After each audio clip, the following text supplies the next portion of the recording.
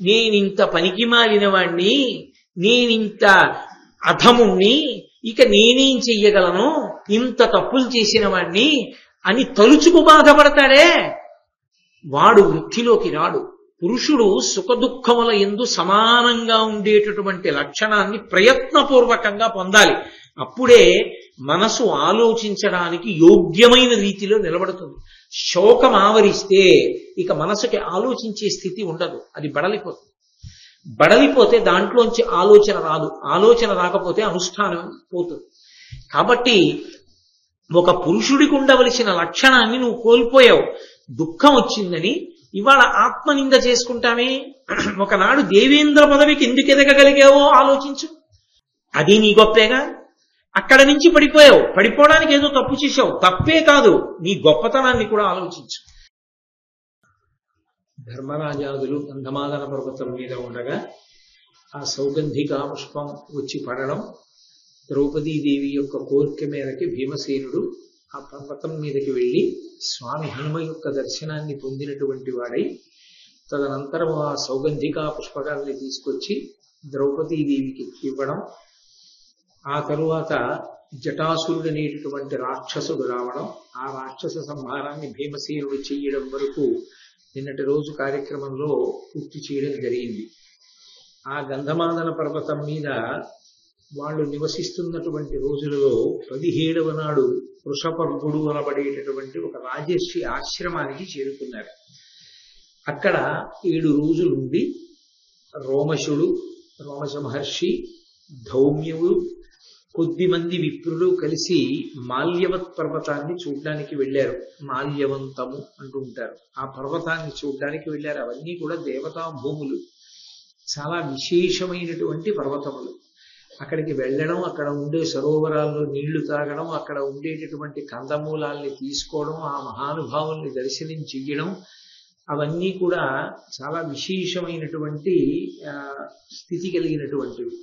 కాబట్టి ఆ మాల్యవంతాన్ని చూడ్డానికి వెళ్ళాడు ధర్మరాజు గారు తన యొక్క సోదరులతో, ద్రౌపదీదేవితో, కొద్దిమంది విప్రులతో, రోమశ ధౌమ్యులతో కలిసి వెళ్ళాడు. ఎందుచేత అంటే రాక్షస సంచారం కూడా అంత ఎక్కువగానూ ఉంటుంది. కాబట్టి ఇంతమందిని తీసుకువెడితే ఏదైనా ఇబ్బంది కలగచ్చు.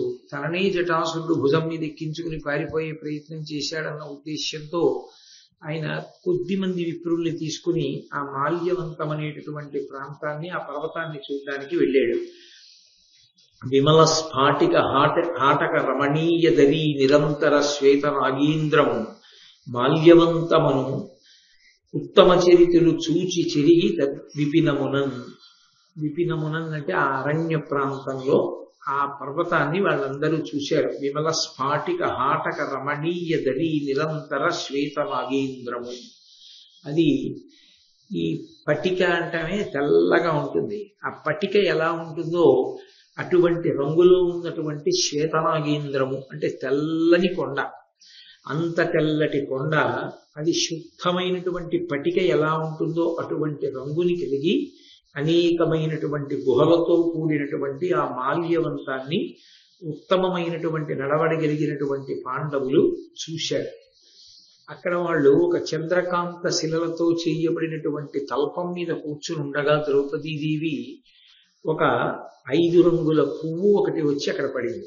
అది సౌగంధికా పుష్పము ఎంత సువాసనతో ఉన్నదో అంతకన్నా ఎక్కువ సువాసనతో ఉన్నది 5 రంగుల పువ్వు. ఆ పువ్వుని చూసినటువంటి ద్రౌపదీదేవి పక్కన ఉన్నటువంటి భర్త భీమసేనుడితో అంది, నేను ఎన్నో పుష్పాలు చూశాను, సౌగంధికా పుష్పాలని కూడా మొన్న అనుభవించాను, కానీ ఈ పువ్వులతో సమానంగా సౌగంధికా పుష్పాలని చెప్పడం కూడా కుదరదు, అంత గొప్పగా ఉన్నాయి ఈ పుష్పాలు. కాబట్టి నువ్వు వెళ్ళి నాకు ఇటువంటి పువ్వులు కొన్ని తెచ్చిపెట్టవలసింది అని. వెంటనే ఆయన పరమోత్సాహవంతుడు. ఆయనకి అలాంటివి ఏమైనా అవకాశాలు చిక్కితే చాలని ఎదురు చూస్తుంటాడు. మొన్ననే కదా తెచ్చానంత గొడవైంది, మళ్ళీ ఇప్పుడు ఈ పువ్వులు ఎందుకని ఆయన అనలేదు. ఆయన వెంటనే ధర్మరాజు గారికి కూడా చెప్పడం, ఆయన ఉత్సాహం అటువంటిది. ఆయన గబగబా బయలుదేరి ఆ ఉత్తర దిక్కుగా ప్రయాణం చేసి ఆ పువ్వులు ఉండేటటువంటి ప్రదేశానికి వెళుతున్నాడు. వెడుతూ కుబేర భవనం దగ్గరికి చేరుకున్నాడు. ఆ కుబేరుడి యొక్క భవనం ముందు ఎందరో ఆయనకి రక్షణ వహిస్తూ ఉంటారు. వాళ్ళందరినీ చూసి భీముడు ఒక పెద్ద శంఖనాదం చేశాడు. వాళ్ళు యుద్ధానికి వచ్చారు. ఆయనతో యుద్ధం జరిగింది. సహజం ఆ యుద్ధంలో భీమసేనుని యొక్క గదాదండము యొక్క ప్రహారముల చేత వాళ్ళందరూ మరణించారు. అప్పుడు ఆ కుబేరుని యొక్క మిత్రుడు మణిమంతుడు అనబడేటటువంటి వాడు భీముడితో యుద్ధానికి వచ్చి చాలా గొప్పగా యుద్ధం చేసి చిట్ట చివరికి భీముడి చేతిలో ఉండేటటువంటి గదాదండం యొక్క దెబ్బలకి పడిపోయి శరీరాన్ని విడిచిపెట్టేశాడు. దాంతో భీముడు వచ్చాడని, ఆ మణిమంతుడనేటటువంటి వాడిని సంహరించాడని అంతఃపురంలో ఉన్నటువంటి కుబేరుడికి తెలిసింది. విచిత్రం ఏంటంటే ఆయన చాలా సంతోషించాడు. భీముడు వచ్చాడు, మణిమంతుడు మరణించాడని. ఇంత మిత్రుడు మణిమంతుడు మరణిస్తే అంత ఉదాసీనంగా ఎందుకున్నాడు అని మనకు అనిపిస్తుంది. ఇంతలో భీముడు కనపడలేదు అన్న ఆందోళనతో ధర్మరాజు గారు ద్రౌపదీదేవిని అడిగారు, భీముడికి ఏమైనా పని చెప్పావా, ఎక్కడికి వెళ్ళాడని. ఇదిగో అప్పుడు సౌగంధికా పుష్పం పడ్డట్టే ఇప్పుడు 5 రంగుల పువ్వు పడింది, ఆ పువ్వు లాంటి పువ్వులు తెచ్చిపెట్టమన్నాను. ఆయన ఉత్తర దిక్కుగా వెళ్ళాడు. మళ్ళీ ప్రమాదం ముంచుకొచ్చింది, ఎవరితో యుద్ధం చేస్తున్నాడో అని మళ్ళీ గబగబా బయలుదేరి ఆ ప్రాంతానికి చేరుకుని చూసేటప్పటికీ అనేక మృత దేహముల మధ్యలో భీమసేనుడు నిలబడి ఉన్నాడు. యథాప్రకారం అన్నగారిని, ధౌమ్యుణ్ణి, రోమశ మహర్షిని చూసి నమస్కారం చేశాడు. చాలా సంతోషించారు. పాండవులు అక్కడికి వచ్చారు అన్న వార్త తెలుసుకున్నటువంటి ఆ కుబేరుడు వెంటనే బయలుదేరి ఆ పాండవుల సమక్షానికి వచ్చాడు. వెంటనే పాండవులందరూ కుబేరుడికి నమస్కారం చేశారు. ఎందుచేత ఆయన దిక్పాలకుల్లో ఒకడు కనుక ఆయనకి నమస్కరించారు. ఆయన అన్నాడు, ఈ మణిమంతుడు అనేటటువంటి వాడు నాకు అత్యంత సన్నిహితుడు, మిత్రుడు. ఆయన్ని భీముడు సంహరించాడు. భీముడు ఆయన్ని సంహరించాడని నేనేమీ బాధపట్టలేదు. కాబట్టి ధర్మరాజా, నువ్వు ఆ విషయంలో నీ మనసులో అన్యదా భావించక్కర్లేదు. అయ్యో, కుబేరుడి యొక్క మిత్రుడు కదా మణిమంతుడు, ఆయన్ని సంహరించాడు భీమసేనుడు, కాబట్టి కుబేరుడు మనసు కష్టపెట్టుకుంటాడేమో అని నువ్వు భావన చెయ్యవద్దు. ఎందుచేత అంటే ఒకప్పుడు కుశావతి అనబడేటటువంటి నదీ తీరంలో ఒక గొప్ప సత్రయాగం జరుగుతోంది. ఆ సత్రయాగం చూడడం కోసమని కుబేరుడి దగ్గర పుష్పక విమానం ఉండేది. అప్పటికి రావణాసురుడు అపహరించలేదు, లేదా రావణాసురుడు అపహరించడం, ఆ తర్వాత రావణ వధ త్రేతాయుగంలో జరిగిపోయి ద్వాపర యుగం జరుగుతోంది. కాబట్టి మళ్ళీ పుష్పక విమానం వచ్చేసింది కుబేరుడి దగ్గరికి.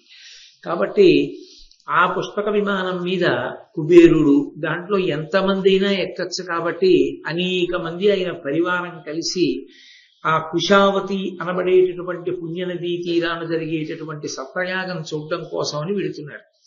ఆ యాగం చూడడం అంటే దేవతలు కూడా వెళుతుంటారు, దిక్పాలులు. ఎందుచేత అంటే దేవతల కంటే హవిస్సు లభిస్తుంది. యాగం చూడడం విశేషమైనటువంటి ఫలదాయకం. అందుకని వీళ్ళందరూ బయలుదేరి వెళుతున్నారు. వెళుతున్నప్పుడు అకస్మాత్తుగా ఈ మణిమంతుడు కింద ఏముందో చూడకుండా పైనుంచి వెళుతున్న పుష్పక విమానంలోంచి ఉమ్ము వేశాడు. అదొక ధూర్తతనంతో కూడినటువంటి అలవాటు. అసలు తల్లిలాంటి భూమి మీద నిష్కారణంగా ఉమ్ము వేయడం అనేటటువంటి దానికన్నా పాపపు అలవాటు లోకంలో ఇంకోటి ఉండదు. అది చాలదన్నట్లు వేగంగా వెళ్ళిపోయేటటువంటి వాహనాల మీద వెళ్ళిపోతూ వెనక ఏముందో చూసుకోకుండా ఉమ్ము వేస్తూ ఉండడం. అది గాలికి ఎగిరి వెనక వచ్చేటటువంటి వాళ్ళ మీద పడుతుంది. ఎన్నో పర్యాయాలు నేను ఆఫీస్కి వెళ్తున్నప్పుడు, రోడ్డు మీద వెళ్తున్నప్పుడు నా మీదే ఎన్ని ఉమ్ములో పడ్డాయి. ఓసారి ఒక ఆయన వేసినటువంటి ఉమ్ము అయితే తిన్నగా వచ్చిన ముఖం మీద పడింది కూడా. ఆయన ఏదో కొంత సంస్కారం ఉన్నవాడు కాబట్టి బండి ఆపి క్షమార్పణ చెప్పాడు, వేరు విషయం అనుకోండి. అది చాలదన్నట్లు తాంబూలాలు నవ్వులుతూ ఉండడం, నెత్తురు కక్కినట్లు రోడ్ల మీద ఎర్రటి ఉమ్ము పెద్ద పెద్ద దోషిళ్లకి సరిపోయేటంతటిది ఉమ్ముతూ ఉండడం, అవన్నీ అట్టలు కడుతూ ఉండడం, బస్సుల్లో వెడుతూ ఉమ్మేస్తూ ఉండడం, కింద ఎవరు వెడుతున్నారో చూసుకోకపోవడం, అవన్నీ ప్రమాద హేతువులు. అది ఎవరో పడకూడని వాళ్ళ మీద పడి వాళ్ళు ఆగ్రహం చెందితే లేనిపోని ఆపదలు వస్తాయి. అసలు ఉమ్మేయడం ఏమిటి? ఆ వైద్య శాస్త్రంలో పరమేశ్వరుడు మనకి ఇచ్చినటువంటి గొప్ప బహుమానాలలో లాలాజనం ఒకటి, ఆ ఉమ్ము ఒకటి. ఎందుచేత అంటే ఆ లాలాజనంలో మ్యూకస్ టైలిన్ అని 2 పదార్థాలు ఉంటాయి. ఆ మ్యూకస్ జిగురుగా ఉంటుంది. అది ఆహార పదార్థం చాలా తేలికగా కంఠానికి ఒరుసుకోకుండా కడుపులోకి జారిపోవడానికి ఉపయోగపడుతుంది. ఆ టైలిన్ సూక్ష్మక్రిముల్ని నిర్మూలిస్తుంది. అందుకే ఎంతకాలం ఉమ్ము ఊరుతుందో అంతకాలం సూక్ష్మాంగ జీవులు పెరిగిపోకుండా నోటిని శుభ్రం చేస్తూ ఉంటాయి. అసలు పరమేశ్వరుడు ఇచ్చినటువంటి గొప్ప ప్రాథమిక చికిత్సకి ఔషధం ఏమిటి అంటే ఉమ్మే. దాని మీద తిరు నీలనక్క నాయనార్లని ఆ శివమహాపురాణంలో వస్తుంది. ఆ 63 మంది నాయనార్లలో ఒక నాయనార్ భార్య శివలింగం మీద సాలెపురుగు పాకితే నాయనార్ చూస్తున్నాడు. నాయనార్ భార్య, అయ్యో శివలింగం మీద సాలెపురుగు పాకుతోంది, శివుడికి ఒళ్ళు దురద పెడుతుందేమో అని ఆ సాలెపురుగును తీసేసి చేతిలో ఉమ్మేసుకుని శివలింగానికి రాసింది. రాస్తే ఆ నీలనక్క నాయనార్ పూజ చేస్తున్నాడు. చీ ధూర్తురాలా, శివలింగానికి ఉమ్ము రాశావు, నిన్ను నేను ఇవాల్టితో పరిత్యజిస్తున్నాను, నువ్వు ఈ పెరట్లో ఉండు, ఇక నువ్వెప్పుడు నాకు కనపడకు అని భార్యని పెరటి ఇంట్లోకి పంపించేశాడు. తను మాత్రమే ఇంట్లో ఉండేవాడు. ఒక 4 రోజులు పోయిన తర్వాత ఆయన నిద్రపోతుంటే పరమేశ్వరుడు కల్లోకి వచ్చాడు. ఒళ్ళంతా దద్దుర్లు ఎక్కిపోయి ఉన్నాడు శివుడు. అదేమి శివ అలా ఉన్నావు అని అడిగాడు నాయనారు. అడిగితే, నువ్వు పూజ చేస్తున్నప్పుడే నువ్వు తెచ్చిన పూలలోంచే ఒక సాలెపురుగు పడింది, అది నా ఒళ్ళంతా పాకింది, పాకితే దాని విషానికి నా ఒళ్ళంతా దురద పెట్టింది. ఆయుర్వేద శాస్త్రంలో అన్నిటికన్నా పరమ ప్రమాదకరమైన విషము దేని దగ్గర ఉంటుంది అంటే సాలెపురుగు దగ్గరే. కాబట్టి నా ఒళ్ళంతా కూడాను దురదలు పెట్టి ఇదిగో ఇలా ఆ మచ్చల కింద పడిపోయింది. నీ భార్య నా ఒళ్ళు ఎక్కడ ఈ విధమైన ఇబ్బందికి గురవుతుందో అని ఉమ్ము చేతిలో వేసుకుని రాసింది. ఎక్కడ రాసిందో అక్కడ మాత్రం నా ఒళ్ళు మచ్చ పడలేదు, చూడమని చూపించాడు. ఉమ్ము వేసింది అన్నది కనపడుతుంది, కానీ ఆమె ఉమ్ము వేయడంలో శివలింగాన్ని చూడలేదు. అది పరమేశ్వరుని యొక్క శరీరం అనుకో. ఆయన మీద సాలెపురుగు పాకితే ఆయన కోమలమైన శరీరానికి ఎంత ఇబ్బంది కలుగుతుందోనని వెంటనే ఉమ్ము రాసింది. ఎంత భక్తి తత్పరాలు, చేసిన చేష్టితం అటువంటిదైనా ఆమె భక్తికి పరమశివుడు ప్రసన్నుడై నీలనక్క నాయనార్ కల్లో కనపడి ఆమెను ఏలుకొమ్మంటే మళ్ళీ భారీగా స్వీకరించాడు. నీకు లేని భక్తి ఆమెకున్నది అన్నాడు.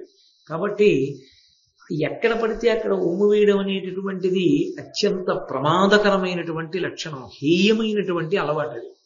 అటువంటి అలవాటు ఎన్ని ప్రమాదాలో తీసుకొచ్చింది వాంగ్మయంలో. అటువంటి ప్రమాదములలో ఇదిగో ఇదొకటి.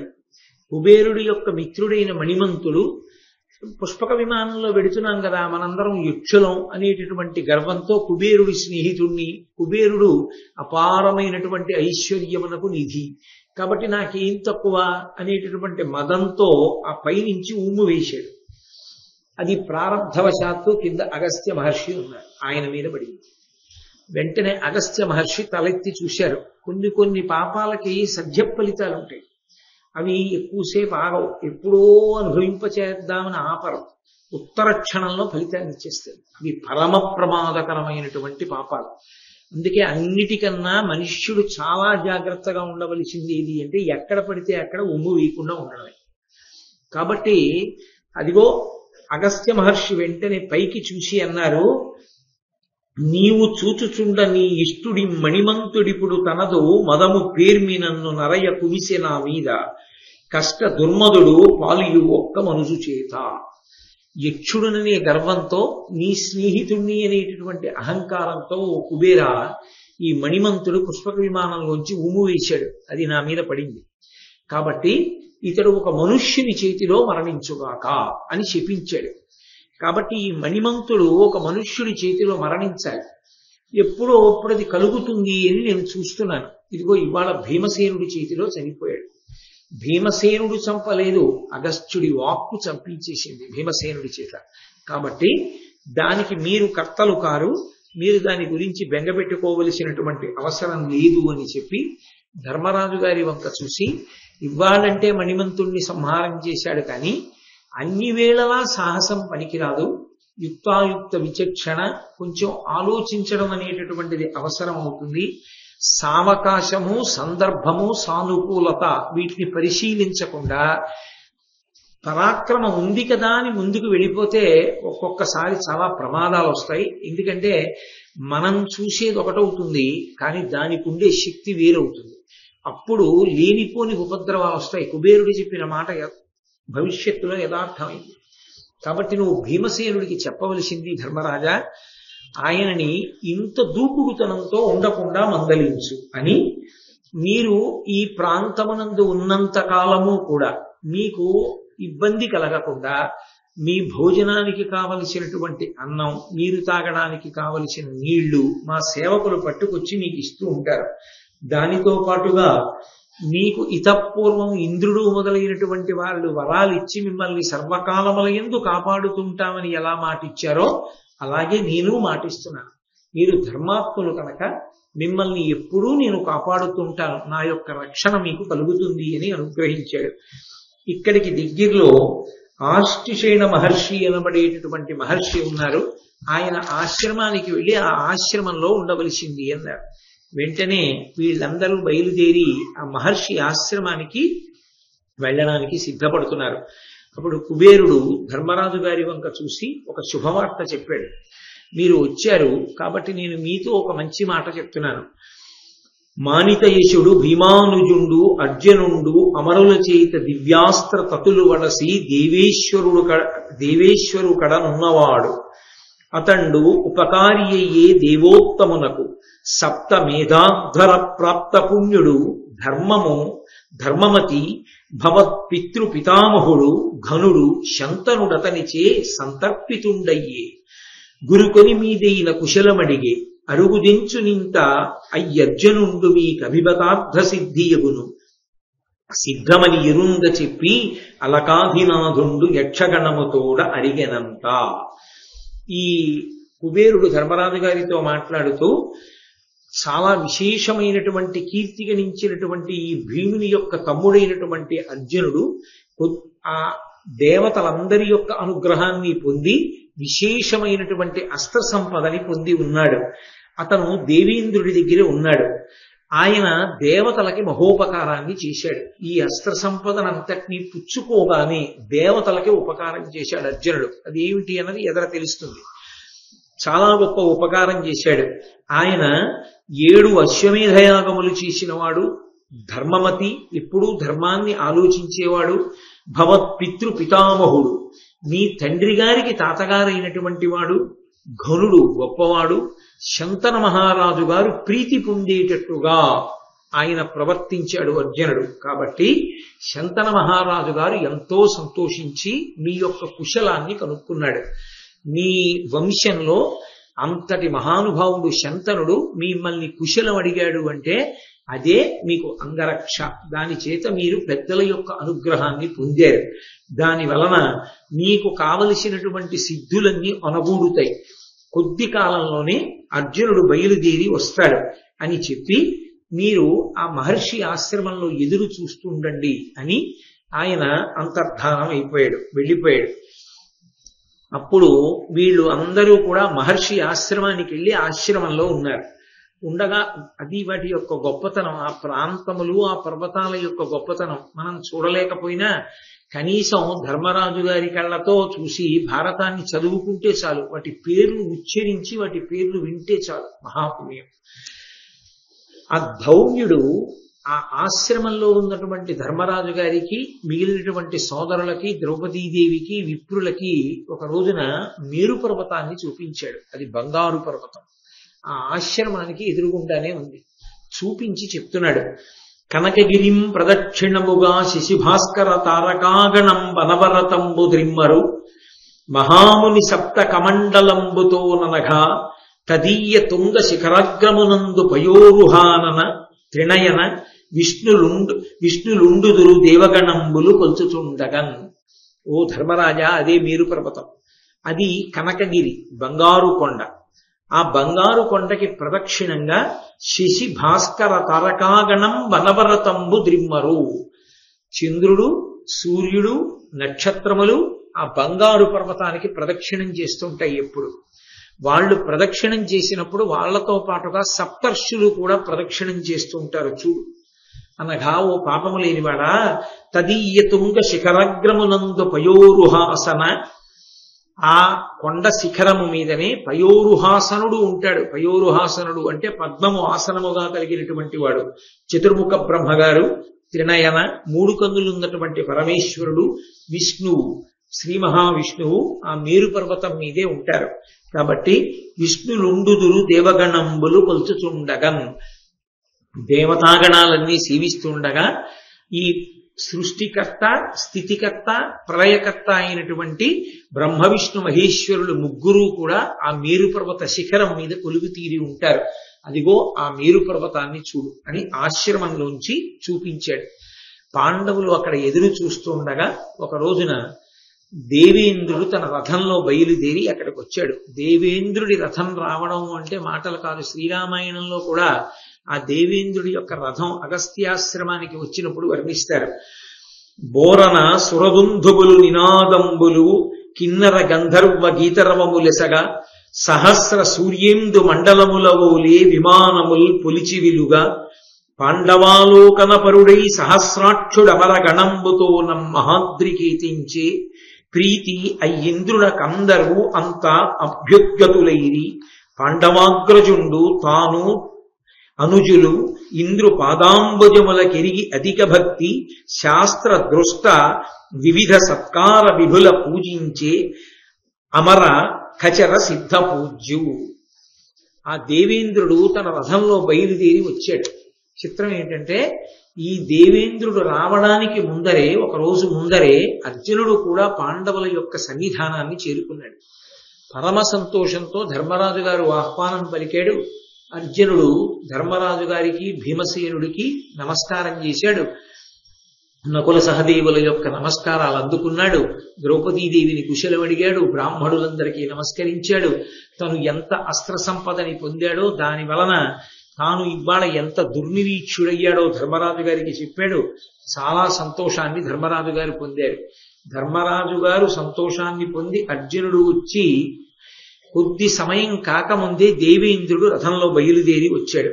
ఆ దేవేంద్రుడు రథంలో బయలుదేరి వస్తున్నటువంటి సందర్భంలో బోరన సురదుందుభుల నినాదంబులు కిన్నర గంధర్వ గీతరవములెసగా, ఆ ఇంద్రుడి యొక్క రథం బయలుదేరి వస్తుంటే దేవతల యొక్క దుందుబులన్నీ మోగేటాయి. అలాగే కిన్నెరులు, గంధర్వులు మొదలైనటువంటి వాళ్ళు పాటలు పాడారు. ఒక్కసారి 1000 సూర్యమండలాలు 1000 చంద్రమండలాలు ఆకాశంలో ప్రకాశిస్తే ఎలా ఉంటుందో ఇంద్రుడి యొక్క రథం అంత గొప్పగా ఉంది. 10,000 గుర్రములు పూంచి ఉంటాయి దానికి. ఓలే విమానములు పొలిచి విలుగా, ఆయన వెనక ఎందరో దేవతలు బయలుదేరి వచ్చారు. ఆ దేవతల యొక్క విమానాలన్నీ కూడా అలా ఆకాశంలో నిలబడ్డాయి. అవి భూమి మీదకి దిగవలసినటువంటి అవసరం లేదు. అవి ఆకాశంలోనే అలా నిలబడగలవు. కాబట్టి ఇన్ని దేవతా విమానములన్నీ ఆకాశంలో నిలబడ్డాయి. ఇంద్రుడి యొక్క రథం ఆ మధ్యలో ఉంది. వచ్చి పాండవాలోకనపరుడై సహస్రాక్షుడమరగణంబుతో మహాద్రికీదించే, పాండవుల్ని చూడాలనేటటువంటి కోరికతో ఇంద్రుడు దేవతాగణములన్నిటితో కలిసి బయలుదేరి వచ్చినటువంటి వాడై ప్రీతి అయ్యింద్రునకందరూ అంత అభ్యుద్గతులైరి, పరమ ప్రీతితో పాండవులందరూ కూడా దేవేంద్రుణ్ణి చూడగానే ఆయన పాదములకు నమస్కరించి అర్ఘ్యపాద్యాది విధులు నిర్వర్తించి ఆయనకి చెయ్యవలసినటువంటి పూజ చేసి ఆయన అనుగ్రహాన్ని అపేక్షించారు. అప్పుడు దేవేంద్రుడు ధర్మరాజు గారితో మాట్లాడుతూ, నీ సోదరుడైనటువంటి అర్జునుడు నివాత కవచులను సంహరించాడు. నివాత కవచులనేటటువంటి వాళ్ళు చాలా భయంకరమైనటువంటి రాక్షసులు. వాళ్ళని సంహారం చేశాడు. దేవతల దగ్గర సమస్తమైనటువంటి అస్త్రములను పొందాడు. ఇప్పుడు అర్జునుణ్ణి గెలవడం ఎవ్వరికీ సాధ్యం కాదు. కాబట్టి ధర్మరాజా, నువ్వు బెంగ పెట్టుకోవలసిన అవసరం లేదు. నువ్వు ధర్మాన్ని పట్టుకుని సత్యాన్ని పట్టుకుని కృష్ణుడే ఉద్యమిద్దామని అడిగినా కూడా కాదని పెద్దల ముందు నేను ప్రమాణం చేసి ఉన్నాను కనుక 12 సంవత్సరముల అరణ్యవాసము 1 సంవత్సరము అజ్ఞాతవాసము పూర్తయిన తరువాతనే నేను మళ్ళీ వచ్చి ఆ యుద్ధానికి బయలుదేరుతాను అని అన్నావు. నీ ధర్మానికి సత్యానికి దేవతలు ప్రీతి చెందారు. అందుకే అర్జునుడికి అంత అస్త్ర సంపదని కట్టబెట్టారు. ఇప్పుడు ఆయన ముందు భీష్మ ద్రోణ కృపాచార్యుల వంటి వారు నిలబడలేదు. ఖచ్చితంగా అర్జునుడి యొక్క అస్త్ర సంపద చేత కర్ణుడు పడిపోతాడు, భీష్మద్రోణాదులు పడిపోతారు. కురుక్షేత్ర సంగ్రామంలో మీకు విజయం సంభవిస్తుంది. దాని చేత అర్జునుడు ఈ ధరామండలాన్నంతటినీ కూడా గెలిచి నీకు అప్పచెప్తాడు. నువ్వు సార్వభౌముడవై ఈ భూమిని అంతటినీ పరిపాలన చేస్తావు, కాబట్టి మీరు బెంగ పెట్టుకోవలసిన అవసరం లేదు అన్నారు. అందుకని అది ఆరణ్య పర్వం అయింది. గురువుల యొక్క అనుగ్రహంతో ఎప్పుడో జరగవలసినటువంటి యుద్ధానికి కావలసినటువంటి సమస్త శక్తులు సమీకరించుకోవడానికి వాళ్ళకి అవకాశం వచ్చింది. నిజానికి అలా కాకపోయి ఉంటే యుద్ధం జరిగితే భీష్మ ద్రోణాదుల ముందు వీళ్ళు నిలబడగలరా అన్నది మనకు అనుమానం కాదు, ధర్మరాజు గారికి అనుమానం. కాబట్టి ఆ భగవంతుని యొక్క అనుగ్రహాన్ని వాళ్ళు పరిపూర్ణంగా సంపాదించుకోవడానికి, ధర్మరాజు గారు తమ్ముళ్లతో తీర్థయాత్ర చేయడానికి, అర్జునుడు సమస్త అస్త్ర సంపదని పొందడానికి, అనేక మంది గురువుల యొక్క అనుగ్రహాన్ని పొందడానికి, వేదం గురించి తెలుసుకోవడానికి, అనేకమైనటువంటి విశేషములను తాము గుర్తెరగడానికి ఆరణ్య పర్వం దోహదం చేసింది. అందుకే పర్వాల్లో ఆరణ్య పర్వం చాలా పెద్ద పర్వం. ఆ పర్వంలో ఎందరో మహాత్ముల పేర్లు, ఎన్నో క్షేత్రాలు, ఎందరో మహాత్ములు, వాళ్ళందరూ కూడా అస్త్ర సంపదనంతటినీ కూడా పాండవులకు దత్తం చేశారు. పాండవుల యొక్క శీల వైభవం అంతా ప్రకాశించింది.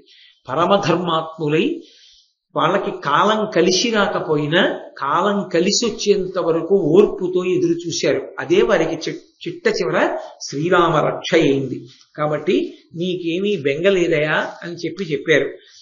అయితే నన్నయ్య గారు అకస్మాత్తుగా ఇక్కడ ఫలశ్రుతి చెప్పారు. ఇది ఎంత శక్తివంతమైన ఘట్టముగా భావన చేస్తారంటే, ఆ మహాభారతంలో ప్రత్యేకించి ఆరణ్య పర్వంలో ఈ కుబేరుడు పాండవులు, ఇంద్రుడు పాండవులు కలుసుకున్నటువంటి ఘట్టం పరమశక్తివంతమైనటువంటి ఘట్టం. ఎందుచేత అంటే ఇంద్రుడి దగ్గరికి అర్జునుడు వెళ్ళాడు. అర్జునుడు ఇంద్రుడి దగ్గర ఏం జరిగిందో, తాను శివుడి గురించి తపస్సు చేసినప్పుడు పరమశివుడు ప్రత్యక్షమైతే ఏమైందో అన్నగారికి చెప్పకుండా ఉండడు, తప్పకుండా చెప్తాడు. పరమ వినయం ఉన్నవాడు. అటువంటి ఇంద్రుడు మళ్ళీ బయలుదేరి వచ్చి పాండవుల్ని చూడవలసినటువంటి అవసరం లేదు. అక్కడ విశేషాలన్నీ అర్జునుడే చెప్పేస్తాడు ధర్మరాజుకి, మిగిలిన వాళ్ళకి. కానీ ఇంద్రుడి యొక్క దర్శనం ఊరికే పోదు. ఇంద్ర దర్శనం, ఇంద్రుడితో పాటు ఇంతమంది దేవతల దర్శనం ఊరికే పోయేది కాదు. అస్త్ర సంపదంతా సంపాదించుకున్నవాడు అర్జునుడు. కానీ అర్జునుడితో పాటుగా ధర్మరాజు, భీముడు, నకులుడు, సహదేవుడు కూడా తమ వంతు పాత్ర తాము నిర్వహించవలసి ఉంటుంది కురుక్షేత్ర సంగ్రామంలో. అందుకే ఇంద్రుడే బయలుదేరి వచ్చినటువంటి కారణం చేత, ఆయనతో దేవతాగణాలన్నీ వచ్చి విమానాల్లో నిలబడిన కారణం చేత ఇంతమందిని దర్శించడానికి ఇంద్రుడికి ఆతిథ్యం ఇచ్చే అవకాశాన్ని పాండవులు పొందారు. ఈ పరిస్థితి వస్తుందని తెలుసు కాబట్టే అన్నపానాదులను కుబేరుడు ముందే సమకూర్చి ఉంచాడు. వాళ్ళు మేరు పర్వతం లాంటి అద్భుతమైనటువంటి పర్వతాన్ని ప్రతిరోజు చూస్తున్నారు, అర్జునుడి కోసం ఎదురు చూస్తూ, కుబేరుడి మాట మీద నమ్మకంతో. అంత పవిత్రమైన విషయాల్ని దర్శనం చేయడం, ఇంద్రుణ్ణి దర్శించడం, ఇంద్రుడితో మాట్లాడడం, ఇంద్రుణ్ణి పూజ చేయడం, ఇంతమంది దేవతల్ని చూడడం ఎందుకు ఉత్తినే పోతుంది? ఇది అనుగ్రహించి తీరుతుంది. ఆరణ్య పర్వంలో ఇది చాలా చాలా ప్రధానమైనటువంటి ఘట్టం. పాండవులందరూ కూడా అనుగ్రహింపబడినటువంటి ఘట్టం. ఈ ఇంద్రుడి రాకతో ఇంచుమించుగా కురుక్షేత్ర సంగ్రామానికి కావలసినంత శక్తిని పాండవులు పొందేశారని మనకి రుజువయ్యేటటువంటి సందర్భం. అందుకే మహాభారతంలో ఈ ఘట్టాన్ని ఒక ప్రత్యేకమైనటువంటి ఘట్టంగా భావన చేసి పెద్దలు ఒక విషయం చెప్తారు. ఘనముగా ధనదేంద్ర పాండు సుఖ సమాగమము ఒక్క 7 అనరంగా బ్రహ్మచర్య వ్రతస్థులై తగిలి నిత్యంబు వినిన పుణ్యాత్ములను చదివిన వారు విభుత 100 ఏండ్లు ఒనర జీవింతురత్యంతమగు కాంతియుక్తులై ధరణి. ఎవరైనా సరే 1 సంవత్సరం పాటు నియమంగా బ్రహ్మచర్య వ్రతాన్ని పాటిస్తూ ప్రతిరోజు పాండవులు కుబేరుణ్ణి, ఇంద్రుణ్ణి కలుసుకున్నటువంటి ఘట్టాన్ని చదువుకుంటే, శుభవార్త కుబేరుడు చెప్పేశాడు ముందే, అందుకని కనీసం కుబేరుణ్ణి కలుసుకున్న ఘట్టం వరకు చదువుకుంటే, ఇంకా తర్వాత కుబేరుడు చెప్పింది జరిగింది. అందుకని ఈ ఘట్టం వరకు ఎవరు చదువుతారో అనరంగా బ్రహ్మచర్య వ్రతస్థులై, బ్రహ్మచర్యాన్ని పాటిస్తూ 1 సంవత్సరం పాటు ఎవరన్నా నియమంగా చదివినా, వేరొకరు చదువుతుంటే విన్నా, అలా విన్న వాళ్ళకి, అలా చదివిన వాళ్ళకి కూడా ఒక ఫలితం వస్తుంది.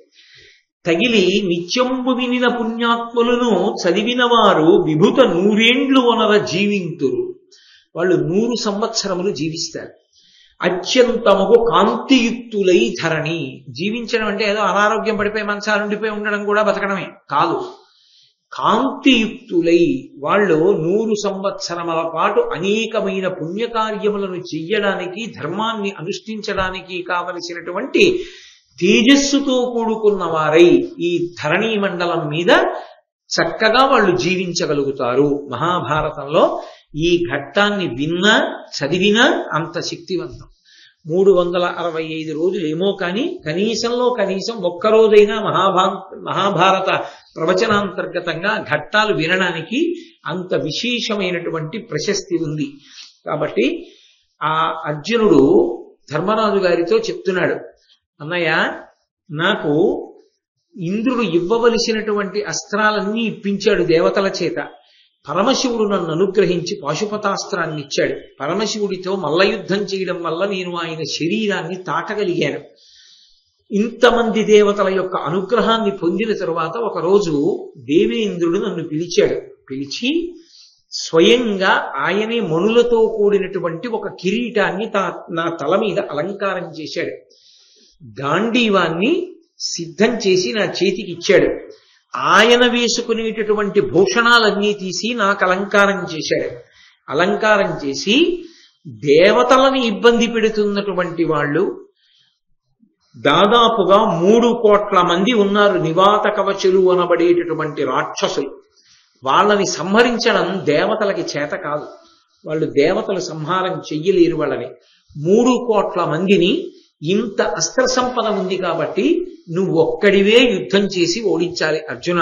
కాబట్టి నువ్వు బయలుదేరమని నన్ను ఆశీర్వదించి రథం ఎక్కించాడు దగ్గరుండి. దేవతలందరూ చూసినటువంటి వారై నన్ను ఇంద్రుడు ఆశీర్వదించడం చూసి దేవతలందరూ కలిసి నాకు శంఖాన్ని ఇచ్చారు. దాని పేరు దేవదత్తము. ఆ దేవదత్తము అనబడేటటువంటి శంఖాన్ని పూరిస్తే ప్రతివీరులు శత్రువులందరూ కూడా గడగడలాడిపోతారు. అటువంటి శంఖాన్ని చేత పట్టుకుని మాతలి సారథ్యం చేస్తూ ఉండగా నేను ఇంద్రరథం మీద ఆ నివాత కవచులతో యుద్ధానికి వెళ్ళాను. ఎంత భయంకరమైన యుద్ధం జరిగిందంటే మాతలి కింద పడిపోయాడు రథం నుంచి. ఆ గుర్రాలకి దారి తెలియలేదు. కింద పడిపోయిన మాతలి అరిచాడు. ఇత పూర్వం దేవతలకి రాక్షసులకి యుద్ధాలు జరిగాయి. ఆ యుద్ధాలలో నేను ఇంద్రుడికి సారథ్యం చేశాను. అప్పుడు కూడా నేను ఇంత భయంకరమైన యుద్ధాన్ని చూడలేదు. ఈ యుద్ధం అంత భయంకరంగా ఉంది. అర్జున, ఇది సమాప్తం అవుతుందా అని అడిగాడు. 3 కోట్ల మంది రాక్షసులు విడిచిపెట్టినటువంటి కొన్ని కోట్ల బాణములను అర్జునుడు ఒక్కడే ఛేదించాడు. అది నిజంగా అనితర సాక్ష్యం. అసలు మహాభారతం చదువుతుంటే ఒళ్ళు గగురు పొడుస్తుంది. 3 కోట్ల మంది రాక్షసులు ఒక్కొక్కడు ఒకే సమయంలో అనేకమైనటువంటి ఆయుధములను ప్రయోగించగలరు. మహాభారతంలో నన్నయ్య గారు ఏమన్నారంటే, భూమి ఆకాశములు నిండిపోయాయి వాళ్ళు వేసిన బాణముల చేత అన్నారు. అన్ని బాణములు నిండిపోతే అర్జునుడు ఒక్కడే కవ్వడి 2 చేతులతో బాణాలు వేస్తాడు. ధనస్సు నిలువుగా పట్టుకుంటాడు, ధనస్సు అర్ధచంద్రాకారంగా పట్టుకుంటాడు. ఎప్పుడు ఏ చేతితో ఎటువైపు నుంచి బాణం తీసి అక్షర బాణ తోణీరంలోంచి ప్రయోగం చేస్తాడో తెలియదు. 3 కోట్ల మంది చుట్టుముట్టి యుద్ధం చేస్తే ఒక పక్క మాతలి కింద పడిపోయాడు. సారథ్యం చేసేవాడు లేడు రథానికి. వాళ్ళ మాయ వలన చీకట్లు సృష్టించారు. ఆ చీకట్లలో ఆయనే రథసారథ్యం చేసుకుంటూ ధనస్సు చేతపట్టి, ఇవాళ నా పరాక్రమం అంటే ఏమిటో చూడు మాతలి అని కొద్ది నిమిషములలో 3 కోట్ల మందిని నివాత కవచులతో సహా సంహారం చేసి మాతలది రథం ఎక్కించాడు. అంతటి పరాక్రమోపేతుడైనటువంటి అర్జునుడికి కురుక్షేత్రంలో పడగొట్టడం పెద్ద కష్టం అవుతుందా? అయినా కురుక్షేత్రంలో కష్టమైంది అర్జునుడికి. కృష్ణ భగవానుడు ఉన్నాడు కాబట్టి సాధ్యమైంది. ఇంత శక్తి సంపన్నుడు కూడా భీష్ముడి ముందు నిలబడలేకపోయాడు. అందుకన్నాడు ధర్మరాజు గారు, నాకు రాత్రులు నిద్ర పట్టదురా, భీష్ముడు, ద్రోణుడు, కృపాచార్యుడు, కర్ణుడు వీళ్ళని తలుచుకుంటే నిద్ర పట్టదు. వాళ్ళేం సామాన్యమైన వీరులు కారు, యుద్ధంలో మనం వాళ్ళని ఎలా తట్టుకోగలం, ఆ శక్తి మనకెక్కడదని అడిగాడు. వెంటనే వ్యాసుడు వచ్చి, నీకు శక్తి లేదనుకుంటూ కూర్చుంటే వచ్చేది కాదు, దేవతల్ని ఉపాసన చేసి కాలాన్ని సద్వినియోగం చేసుకోండి.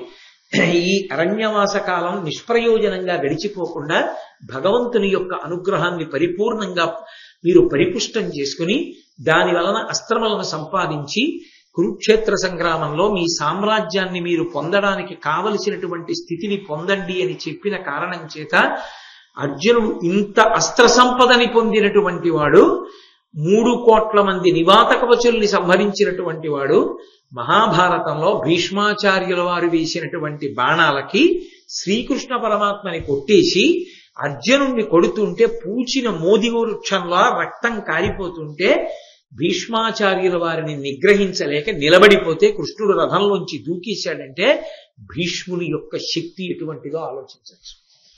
ద్రోణాచార్యుల వారు వ్యూహం పన్నితే భేదించడం అంత కష్టమైంది. అర్జునుడు ఒకవైపు ఉంటే ఎవరు వెళ్ళలేకపోయారంటే ఒక్కొక్కడు ఎటువంటి శక్తి కలిగిన వాడో ఆ రోజులలో ప్రపంచం నలుమూలల నుంచి ద్రోణాచార్యుల వారి యొక్క ధనుర్వేద పాఠశాలకు వచ్చి ఆయన దగ్గర పాఠం నేర్చుకునేవారు.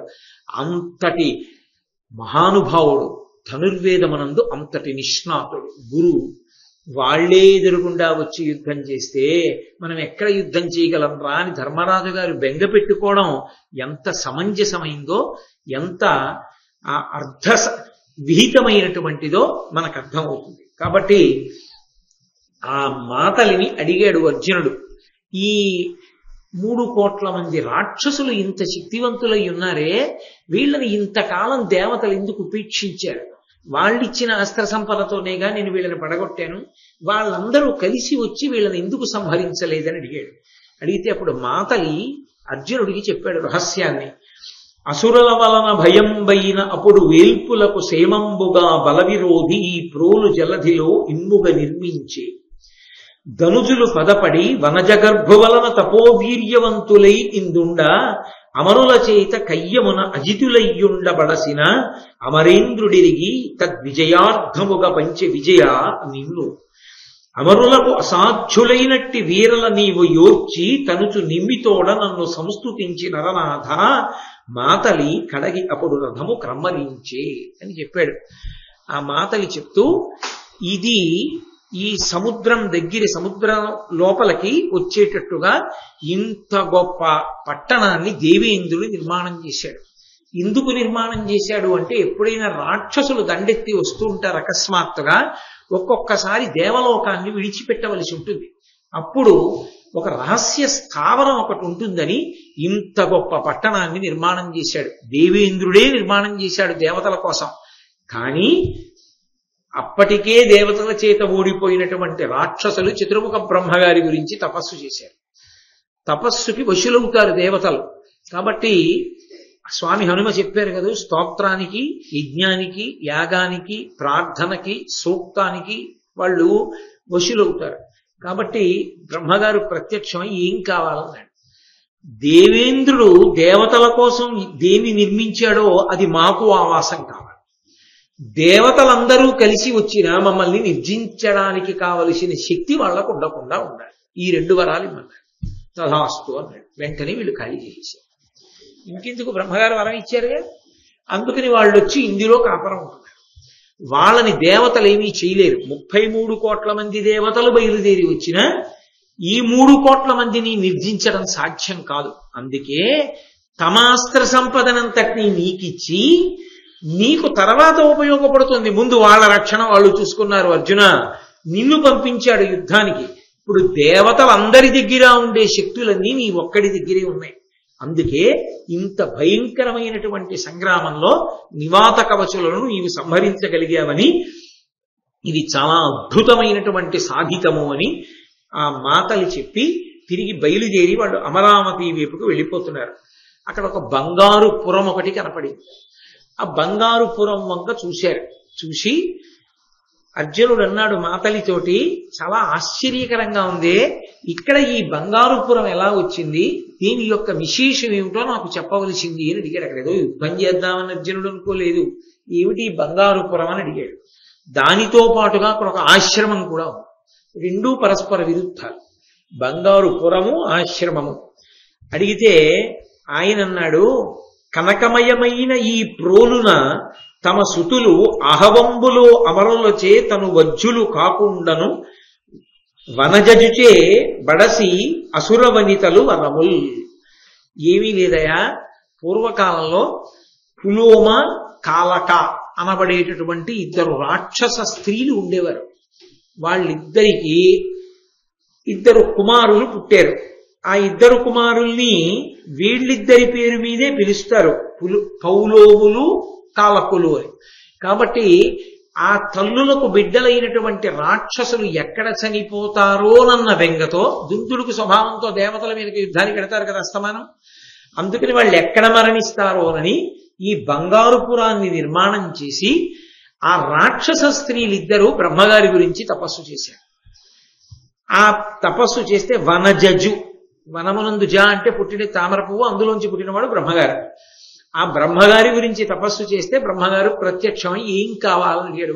వాళ్ళ పుత్ర ప్రేమ వాళ్ళది.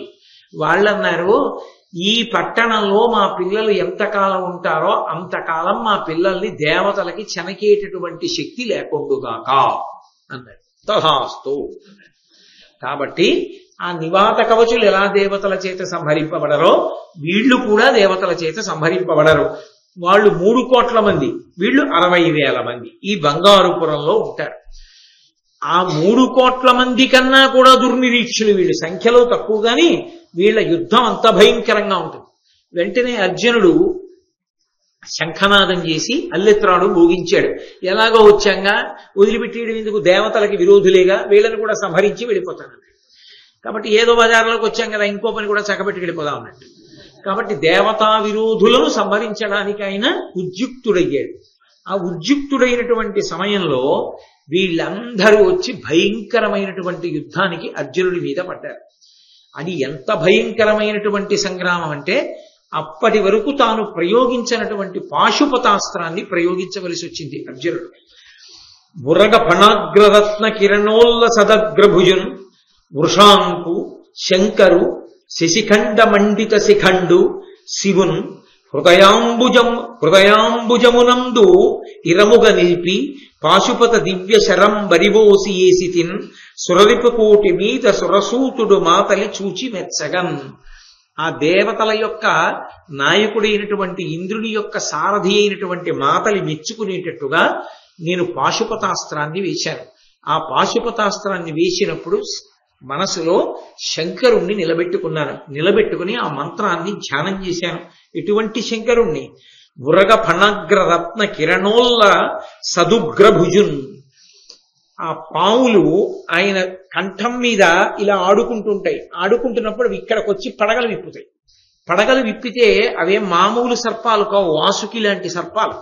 అవి పడగలు విప్పినప్పుడు ఆ పడగల మీద మణుల యొక్క కాంతులుంటాయి. ఆ కాంతులు పరమశివుని యొక్క భుజాల మీద పడుతుంటాయి. అంత పెద్ద పెద్ద సర్పముల యొక్క పడగల మీద ఉండేటటువంటి రత్నముల యొక్క కాంతులు తన భుజాల మీద పడడం చేత ప్రకాశిస్తున్నటువంటి భుజములు కలిగినటువంటి శంకరుణ్ణి వృషాంకు, ఆ దగ్గర పెట్టుకున్నటువంటి పతాకం మీద వృషభము ధ్వజముగా కలిగినటువంటి వాడు, ఎద్దు గుర్తుగా కలిగినటువంటి వాణ్ణి శంకరు, శంకరోతీతి శంకర, లోకములకు శుభాలు చేసేటటువంటి వాణ్ణి శిశిఖండ మండిత శిఖండు, అర్ధచంద్రాకారంగా ఉండేటటువంటి చంద్రుణ్ణి తన యొక్క జటాజూటమునందు ధరించినటువంటి వాణ్ణి, లేదా తదియనాటి చంద్రరేఖని ధరించినటువంటి వాణ్ణి శివున్, మంగళప్రదుణ్ణి, కళ్యాణకారకుణ్ణి హృదయాంబుజంబునందిరముగ నిలిపి, నా హృదయము మనస్సు అనేటటువంటి పద్మంలో స్థిరంగా నిలబెట్టి పాశుపత దివ్య శరం బరివోసి ఏసితిన్, ఒక్కసారి పాశుపతాస్త్రాన్ని స్మరించి నేను విడిచిపెట్టాను. అది సురరిపుకోటి మీద సురసూతుడు మాతలి చూచి మెచ్చగన్. ఆ 60,000 మంది రాక్షసుల మీదకి నేను విడిచిపెట్టినటువంటి పాశుపతాస్త్రం బయలుదేరి అందులోంచి కొన్ని లక్షల శరభమృగాలు, సింహాలు, రాక్షసులు, పిశాచాలు, అనేకమైనటువంటి గణాలు ఇవన్నీ కూడా అస్త్రం నుంచి బయలుదేరి బయటికి వచ్చి ఇంతమందిని చంపేశాయి. కొద్దిసేపట్లో పాశుపతాస్త్ర ప్రభావం చేత ఇంతమంది మరణించారు. ఆ మరణించిన తరువాత దేవేంద్రుడికి వెళ్ళి ఈ వార్త చెప్పారు. ఎంతో సంతోషించాడన్నయ్య.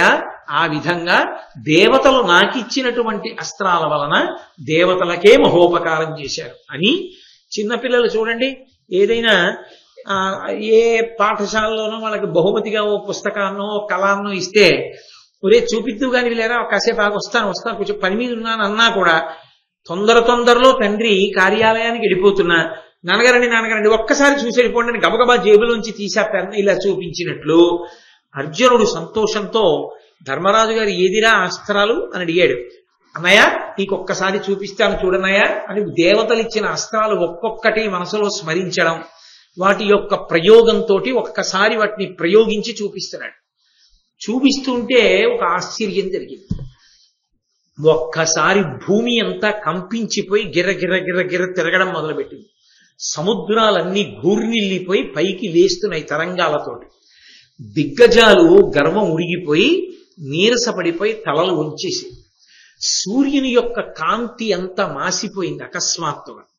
చతుర్ముఖ బ్రహ్మగారు పరమేశ్వరుడు ఆకాశంలో నిలబడి దేవతాగణాలతో ఆశ్చర్యంగా చూస్తున్నారు. వాళ్ళిచ్చినవేగా ఎందుకు అలా చూడడం? నారదుడు పరిగెత్తుకొచ్చాడు, లోక కళ్యాణకారకుడు కదూ. పరిగెత్తుకొచ్చి అర్జునుడితో అన్నాడు, నాయనా నీ దగ్గర ఈ అస్త్ర సంపద ఉంది కదా అని మీ అన్నయ్య గారి దగ్గర ప్రదర్శించి చూపించేది కాదది. నువ్వు అలా దాన్ని తగిన లక్ష్యం లేకుండా ప్రదర్శించే ప్రయత్నం చేస్తే 3 లోకములు నశించిపోతాయి. వాటి యొక్క శక్తి చేత ఇన్ని అస్త్రములను నీ అన్నయ్యకి చూపించే ప్రయత్నంలో నువ్వు ప్రయోగించే ప్రయత్నం చేస్తున్నావు కాబట్టి చెయ్యొద్దు, ఉపసంహారం చేసేయమన్నాడు. వెంటనే అర్జునుడు ఆ అస్త్రములన్నిటినీ కూడా ఉపసంహారం చేశాడు. చాలా సంతోషించారు. పాండవులందరూ కూడా బయలుదేరి ఆ బదరికావనం దగ్గర నుంచి హిమాలయ పర్వత ప్రాంతములకు చేరుకున్నారు. అంటే ఇంచుమించుగా వాళ్ళ తీర్థయాత్ర పూర్తయిపోయి మళ్ళీ వాళ్ళు ఒక చోట ఉండడానికి ఉద్యుక్తులవుతున్నారు. కాబట్టి ఎంత తేజస్సుని పొందాలో అంత తేజస్సుని పొందారు. పాండవులందరూ ఒక చోట ఉండగా భీమసేనుడు ఒకనాడు వేట తమకంతో బయలుదేరాడు. ఏదో అరణ్యంలోకి వెళ్ళాలి, కాసేపు వేటాడాలని ఆయన ముచ్చట. అందుకని ఆయన అరణ్యంలోకి వెళ్ళి వేటాడుతున్నాడు. అక్కడే పడుకుని ఒక పెద్ద కొండ చిలవ కనపడింది. ఆ కొండ చిలవ ఎలా ఉందన్నారంటే, అశనాశా వివృతాస్య గహ్వరు కృతాంతాకారు నిశ్వాస ధూమ శిఖా ధూసరితోగ్ర దుర్గతరు గుల్మ వ్రాతు హారిద్రవర్ణ శరీరం భృష రూక్ష దర్శనం మహానాగ ప్రబుందంచే అర్ధ శశాంకద్యుతి హరిదారుణ చతుర్దంస్ట్రున్ జగత్రాసకున్. ఆయన హరిదారుణ చతుర్దంస్ట్రున్ 4 కోరలతో ఉన్నాడు. పెద్ద కొండ చిలవ పడుకునుంది. జగత్రాసకున్ అన్నారు అన్నయ్య గారు. ఎవరో అరణ్యంలోకి వచ్చే వాళ్ళని కాదుట, ఆయన జగత్తునంతటినీ భయపెడతాడు. అంత పెద్ద కొండ చిలవది. అది పడుకునుంది. అది ఎలా ఉంది అంటే, విశేషమైనటువంటి ఆకలి వేసి ఏ ప్రాణి దొరుకుతుందా తిందామని పైదవడ ఆకాశమంతెత్తి ఎత్తి కింద దవడ భూమి మీద పెట్టి పర్వత గుహ కనపడుతోందా అన్నట్టుగా నోరు తీర్చుకుని పడుకుంది. అది కృతాంతాకారు యమధర్మరాజు గారిలా ఉన్నది. అంటే దాని దగ్గరికి వెడితే ఇంక వెనక్కి వచ్చేవాడు ఉండడు అని దాని అర్థం. కృతాంతాకారు నిశ్వాస ధూమ శిఖా ధూసరితోగ్ర దుర్గత రుగుల్మవ్రాతు. ఆయన యొక్క నిశ్వాసలోంచి విడిచిపెడుతున్నటువంటి ఊపిరి అనబడేటటువంటి పెద్ద పొగల చేత కప్పబడినటువంటి గుహలు, అక్కడ ఉండేటటువంటి లతాగృహాలు అన్నీ కూడా కప్పబడిపోతే, ఏదో మేఘమండలంలో ఇరుక్కుపోతే, తిరుమల కొండ మీదకి అప్పుడప్పుడు మేఘాలు దిగిపోతుంటాయి వర్షాకాలంలో, దారి తెలియదు. ఒకసారి నేను అలాగే చిక్కుపడిపోయా, కిందకి దిగడానికి కూడా అవకాశం దొరకలేదు. అదృష్టవశాత్తు రైలు దొరికింది, వేరే విషయం అనుకోండి. కాబట్టి అలా ఆ సర్పం విడిచిపెడుతున్నటువంటి నిశ్వాస, ఆ ఊపిరి, ఆ విడిచిపెట్టినప్పుడు వచ్చినటువంటి ధూమం, అంతటినీ కప్పేస్తోంది. గోరోజన వర్ణంలో ఆ అరణ్యాన్ని కప్పేసింది. ఆయన భృశరుక్ష దర్శను, చాలా కర్కశమైనటువంటి చూపులతో ఉన్నవాడు, అంటే ఏమి దయ కలిగినటువంటి వాడు కాడు. మహానాగ ప్రభుంగాంచే హారిద్రవర్ణ శరీరం, పచ్చటి శరీరంతో ఉంది. ఆ కొండ చిలవకి నలుపు శరీరం కాదు, పచ్చటి శరీరంతో ఉన్నటువంటి ఆ కొండ చిలవ మహానాగ ప్రభుంగాంచే బ్రహ్మాండమైనటువంటి కొండ చిలవని చూశాడు. అది ఆ కోరలు బయట పెడితే ఎలా ఉందంటేట, చంద్రబింబం అర్ధచంద్రాకారంలో ఉన్నటువంటి బింబం 4గా మారి దాని నోట్లోకి వెళ్ళిందా అన్నట్టుగా ఉంది. అంటే తెల్లగా కోరలు కింద పైన అలా ఉన్నాయి. అంత పెద్ద నోరు విప్పుకున్నటువంటి ఆ కొండ చిలవని చూసిన వాడై దూరంగా తొలగిపోలేదు అని అర్థం. ఎందుచేత అంటే భీమసేనుడికి తన బలం మీద తనకి అంత అతిశయం. 10,000 ఏనుగుల బలం ఉన్నవాడిని నన్నెవరేం చేస్తారు అనేటటువంటి ధైర్యంతో కొద్దిగా దాని నుంచి దూరంగా జరగకుండా ఉన్నాడు. కానీ ఈ పద్యాన్ని బట్టి మీకేమర్థం అవుతోంది? ఖచ్చితంగా దాని జోలికి వెళ్ళడం ఎంతటి వాడికి సాధ్యం కాదు. ఇదే కదు కుబేరుడు చెప్పాడు, ఇదే కదు హనుమ చెప్పారు, భవిష్యత్ దర్శనం చేసి చెప్పారు. అన్ని వేళలా దూకుడు మంచిది కాదు, కొద్దిగా ఆలోచించడం మంచిది. ఆలోచించకుండా అన్ని వేళలా మనమే పరాక్రమవంతులం అనుకుని విజృంభించడం ప్రమాదాన్ని తీసుకొస్తుంది. అదే మాట ధర్మరాజు గారు కూడా చెప్పాడు యుద్ధానికి వెళ్ళిపోదామంటే. ఇంతటి భీమసేనుణ్ణి అలవోకగా ఎగిరి దూకి పట్టుకుంది ఆ కొండ చిలువ. పట్టుకోవడంలో కూడా ఆయన ఇక తన 2 చేతులు కదపడానికి వీలు లేకుండా తన పడగ చేత తొక్కి పట్టేసి మిగిలిన శరీరంతో భీమసేనుడి యొక్క శరీరాన్నంతటినీ కూడా చుట్టేసి నొక్కేస్తోంది గట్టిగా. ఆయన కనీసం తన చేతులు కూడా కదపలేకపోయాడు. కదపలేకపోతున్నప్పుడు భీముడికి ఆశ్చర్యం వేసింది. ఏమిట్రా ఇంత బలవంతుడైన వాడు నన్ను నమ్ముకున్నారా మా అన్న వాళ్ళు, ఆఖరికి నేను ఈ కొండ చిలవ చేతిలో హతుడినైపోతానా ఏమి అనుకున్నాడు. అనుకుని నేను పాండురాజు యొక్క కుమారుణ్ణి, వాయువు యొక్క అనుగ్రహంతో పుట్టినటువంటి వాణ్ణి, నా పేరు భీముడు, స్వచ్ఛమైనటువంటి తేజస్సున్నవాణ్ణి, అంటే ధార్మికమైనటువంటి నడవడి కలిగినటువంటి వాణ్ణి, ధర్మరాజు గారి తమ్ముణ్ణి, ఆ పేరు చెప్తూ ఉంటారు. ఆ ధర్మం చాలు కాపాడడానికి. అందుకని ధర్మరాజు గారి తమ్ముణ్ణి. కాబట్టి నేను అనేకమైనటువంటి సింహాల్ని, ఆ ఏనుగుల్ని ముక్కలు ముక్కలుగా విరిచేస్తాను. వాటితో యుద్ధం చేసి చంపడం కాదు, ఏకకాలమునందు అనేక సింహాల్ని పట్టుకుని ముక్కలుగా తుంచేస్తాను. నాది అంతటి బలం. అంతటి బలం కలిగినటువంటి నన్ను చేతులు కదపడానికి వీలు లేకుండా నీ పడగతో తొక్కి నీ శరీరంతో చుట్టి పట్టేశావే, ఇంత బలం నీకు పుట్టుకతో వచ్చిందా, లేకపోతే ఏదైనా తపస్సు వలన సాధించావా? అసలు నీకు బలం ఎక్కడి నుంచి వచ్చింది చెప్పు అన్నాడు. ఏదో ఎవడికి ఉండేటటువంటి సంతోషం వాడిది.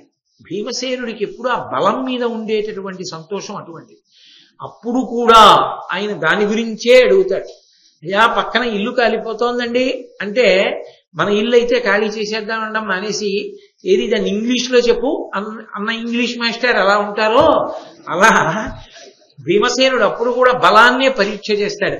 ఈ బలం నీకు పుట్టుకతో వచ్చిందా, లేకపోతే దేవతల్ని ఉపాసన చేసి తపస్సు వలన పొందావా? ఇంత బలం నీకెక్కడి నుంచి వచ్చిందని అడిగాడు. అడిగితే ఆ పాము మాట్లాడుతోంది, నేను మాట్లాడగలుగుతున్నానంటే కారణం పూర్వజన్మ జ్ఞానం నాకుంది. ఇప్పుడు ఎలా వచ్చిందో, ఈ శరీరానికి ఇంత బలం ఎలా వచ్చిందో చెప్పడానికి ఈ జన్మ జ్ఞానం నాకు చాలదు భీమా. పూర్వజన్మ జ్ఞానం నాకుంది, అందుకని నీకు చెప్పగలుగుతున్నాను. నేను సామాన్యుణ్ణేం కాను. నన్ను ఎదిరించినటువంటి వాళ్ళ బలం వెంటనే పోతుంది. ఎదిరించకపోతే తినేస్తాను, ఎదిరించినా తినేస్తాను. కాబట్టి నా నుండి తప్పుకోవడం అన్నది లేదు. నా నుండి తప్పుకోవడం అంటే నా చూపుల్లో పడకపోవడం ఒకటి. కాబట్టి ఈ అరణ్యంలో ఏ ప్రాణైనా నాకు కనపడింది అంటే నాకు ఆహారం అయిపోయింది అని గుర్తు. ఎందుకని? నాకు అటువంటి వరం ఒకటి ఉంది. నేను సామాన్యుణ్ణి కాను. ఒకానొకప్పుడు దేవేంద్ర పదవిని అధిష్ఠించినటువంటి వాడిని. గర్వానికి పోయి నిష్కారణంగా బ్రాహ్మణుల్ని తోలనాడి ఇవాళ ఇంత హీనమైనటువంటి స్థితికి చేరుకున్నాను, ఏం చెప్పమంటావు అని ఏడిచింది. ఏడిస్తే వెంటనే భీముడు అన్నాడు, ఆ స్థితిలో కూడా వాళ్ళ యొక్క మనోజవం అటువంటిది, వాళ్ళ మనస్సుకున్నటువంటి శక్తి అటువంటిది. ఆయన అన్నాడు, కడుకొని కడు దుఃఖములై ఎడ ఉచితమే ఆత్మనింద ఎయ్యడల మనం వెడలక ఏకాకృతి ఎప్పుడు నుండుట సూవే పురుషార్థమిలన్. ఓ సర్పమా, నువ్వు ఒక్క విషయాన్ని జ్ఞాపకం పెట్టుకో, లోకంలో మనిషి ఎప్పుడూ చేసుకోకూడనిదంటూ ఏదైనా ఉంటే ఒక్కటే ఉంది, ఆత్మనింద చేసుకోకూడదు. ఆత్మనింద చేసుకున్నాడు అంటే అట్టడుక్కి పడిపోయాడు అని గుర్తు. ఒక పురుషుడు ఎలా ఉండాలి అని శాస్త్రాలు చెప్తున్నాయో దానికి పూర్తి విరుద్ధంగా కింద పడిపోతే, ఆకాశంలా ఉండాలి అని శాస్త్రం చెప్తే పాతాళమంతా పడిపోతే వాడి నోటి వెంట ఒక మాట వస్తుంది, ఏమిటో తెలుసా? అది ఆత్మనింద. నేనింత పనికి మాలిన వాణ్ణి, నేనింత అధముణ్ణి, ఇక నేనేం చెయ్యగలను, ఇంత తప్పులు చేసిన వాణ్ణి అని తలుచుకు బాధపడతాడే వాడు వృద్ధిలోకి రాడు. పురుషుడు సుఖదుఖముల యందు సమానంగా ఉండేటటువంటి లక్షణాన్ని ప్రయత్నపూర్వకంగా పొందాలి. అప్పుడే మనసు ఆలోచించడానికి యోగ్యమైన రీతిలో నిలబడుతుంది. శోకం ఆవరిస్తే ఇక మనసుకి ఆలోచించే స్థితి ఉండదు, అది బడలిపోతుంది. బడలిపోతే దాంట్లోంచి ఆలోచన రాదు, ఆలోచన రాకపోతే అనుష్ఠానం పోతుంది. కాబట్టి ఒక పురుషుడికి ఉండవలసిన లక్షణాన్ని నువ్వు కోల్పోయావు. దుఃఖం వచ్చిందని ఇవాళ ఆత్మనింద చేసుకుంటామే. ఒకనాడు దేవేంద్ర పదవికి ఎందుకు ఎదగగలిగావో ఆలోచించు, అది నీ గొప్పేగా. అక్కడ నుంచి పడిపోయావు, పడిపోవడానికి ఏదో తప్పు చేశావు, తప్పే కాదు, నీ గొప్పతనాన్ని కూడా ఆలోచించు. మళ్ళీ నువ్వు ఆ స్థితిని ఎలా చేరుకుంటావని ఆలోచించు. అంతేకాని ఒకనాడు ఆ స్థితిని పొందినప్పుడు పొంగిపోవడం, భీముడు చెప్పింది యథార్థం. పొంగిపోవడం కుంగిపోవడానికి కారణం అవుతుంది. ఇప్పుడు కుంగిపోయి నిన్ను నువ్వు నిందించుకుంటే ఫలితం ఏమైనా ఉంటుందా? ఏమీ ఉండదు. ఈ రెండూ చెయ్యకూడనివే. అందులో ఆత్మనింద అసలు పనికి రాదు.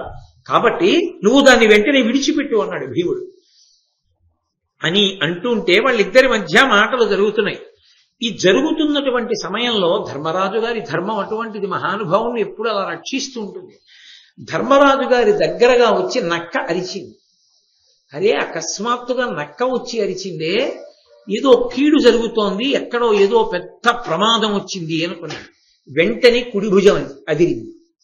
ప్రమాదం ఉత్పన్నమైంది, కానీ ప్రమాదం నుంచి బయటపడిపోతాం. వరుస క్రమంలో చెప్పింది. కుడి భుజం అదిరింది కాబట్టి శుభ సంకేతం. మగవాడికి కుడి భుజం అదిరినా, ఆడదానికి ఎడమ భుజం అదిరినా శుభ సంకేతాలు. కాబట్టి నక్క అరిచింది దుశ్శకునం, కుడి భుజం అదిరింది శుభశకునం. కాబట్టి ఏదో విపత్తు వస్తోంది, విపత్తు నుంచి బయటపడిపోతాం, కాబట్టి శుభశకునం రెండూ జరుగుతాయి అని. అది ఆయన తీక్షణమైనటువంటి బుద్ధి. విపత్తులో ఇరుక్కునే లక్షణం ఉన్నవాడెవరు? తన బలం మీద నమ్మకంతో తాను చాలా అతిశయంతో తిరిగేవాడు. అందుకని వెంటనే తన సోదరుల వంక చూసి అన్నాడు, భీముడేడి అని అడిగాడు. ఆయన భీముడేడి అని అడిగాడంటే విపత్తు భీముడికే వచ్చి ఉంటుంది. ఎందుకంటే భీముడే వెళ్తాడు అలా అని. భీమసేనుడు ఏడి అని అడిగాడు. కొంతమంది ఏమి శకున శాస్త్రం అండి అంటూ ఉంటారు. రామాయణ భారతాలు భాగవతం చదివితే శకున శాస్త్రం అంటే ఏమిటో తెలుస్తుంది. కాబట్టి ఆ వెంటనే భీముడు కనపడలేదు. భీముడు కనపడలేదు, ఏ ప్రమాదం జరిగిందో అని గబగబా ఆయన బయలుదేరి భీముణ్ణి వెతుక్కుంటూ వెళుతున్నాడు. ఆ వెతుక్కుంటూ వెళ్ళడానికి అరణ్యంలో ఎటువైపుని వెడతాడు? ఎంతసేపు కొండ చిలవ పట్టులో భీముడు మాత్రం ఉండగలడు? విరిగిపోవు ఎముకలన్నీ. కాబట్టి ఇప్పుడు ఆయన అది శోకాన్ని పొందకుండా ఉండడం బుద్ధి ఆలోచనతోనే ఉండడం అన్న మాటకు అర్థం. అది అడుగుజాడలు వెతికాడు. అరణ్యంలో ఎందరో తిరుగుతారు, భీముడి అడుగుజాడలే అని ఎలా తెలుస్తాయి అంటే భీమసేనుని యొక్క అడుగుజాడలకి ఒక ప్రత్యేకమైనటువంటి లక్షణం ఉంది. అందులో నాగలి, వజ్రము, పూర్ణ కలశము, పద్మము ఉంటాయి. ఆ 4 ఉన్నాయి అంటే దేవతాంశ సంభూతులు.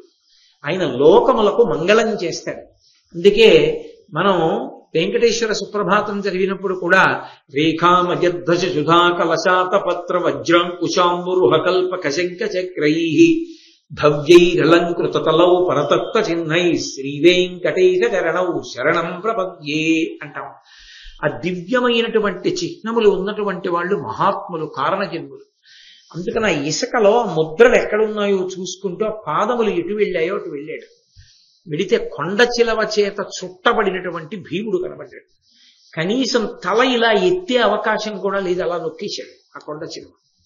చూశాడు, తెల్లబోయాడు. అరే, ప్రాకృత జనుడిలా ఏ బలం లేని వాళ్ళ ఇలా పడిపోయి ఉన్నాడేవిరా నా తమ్ముడు అని ఆశ్చర్యపోయి, మహానుభావ నువ్వెవరో నాకు తెలీదు, కానీ నా తమ్ముడికి 10,000 ఏనుగుల బలం ఉంది.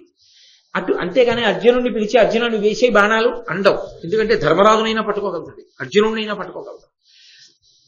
నువ్వు ఏ కారణం చేత మా తమ్ముడిని పట్టుకున్నావు? ఒకవేళ నీకు ఆకలి వేసి పట్టుకుని ఉంటే, మా తమ్ముడి యందు ఎంత మాంసం ఉన్నదో దానికన్నా కొన్ని రెట్లు మాంసమున్నటువంటి మృగముల యొక్క మాంసాన్ని ఇప్పుడే వేటాడి తెచ్చి నీకు ఆహారంగా సమర్పిస్తాను. నా తమ్ముడిని విడిచిపెట్టి.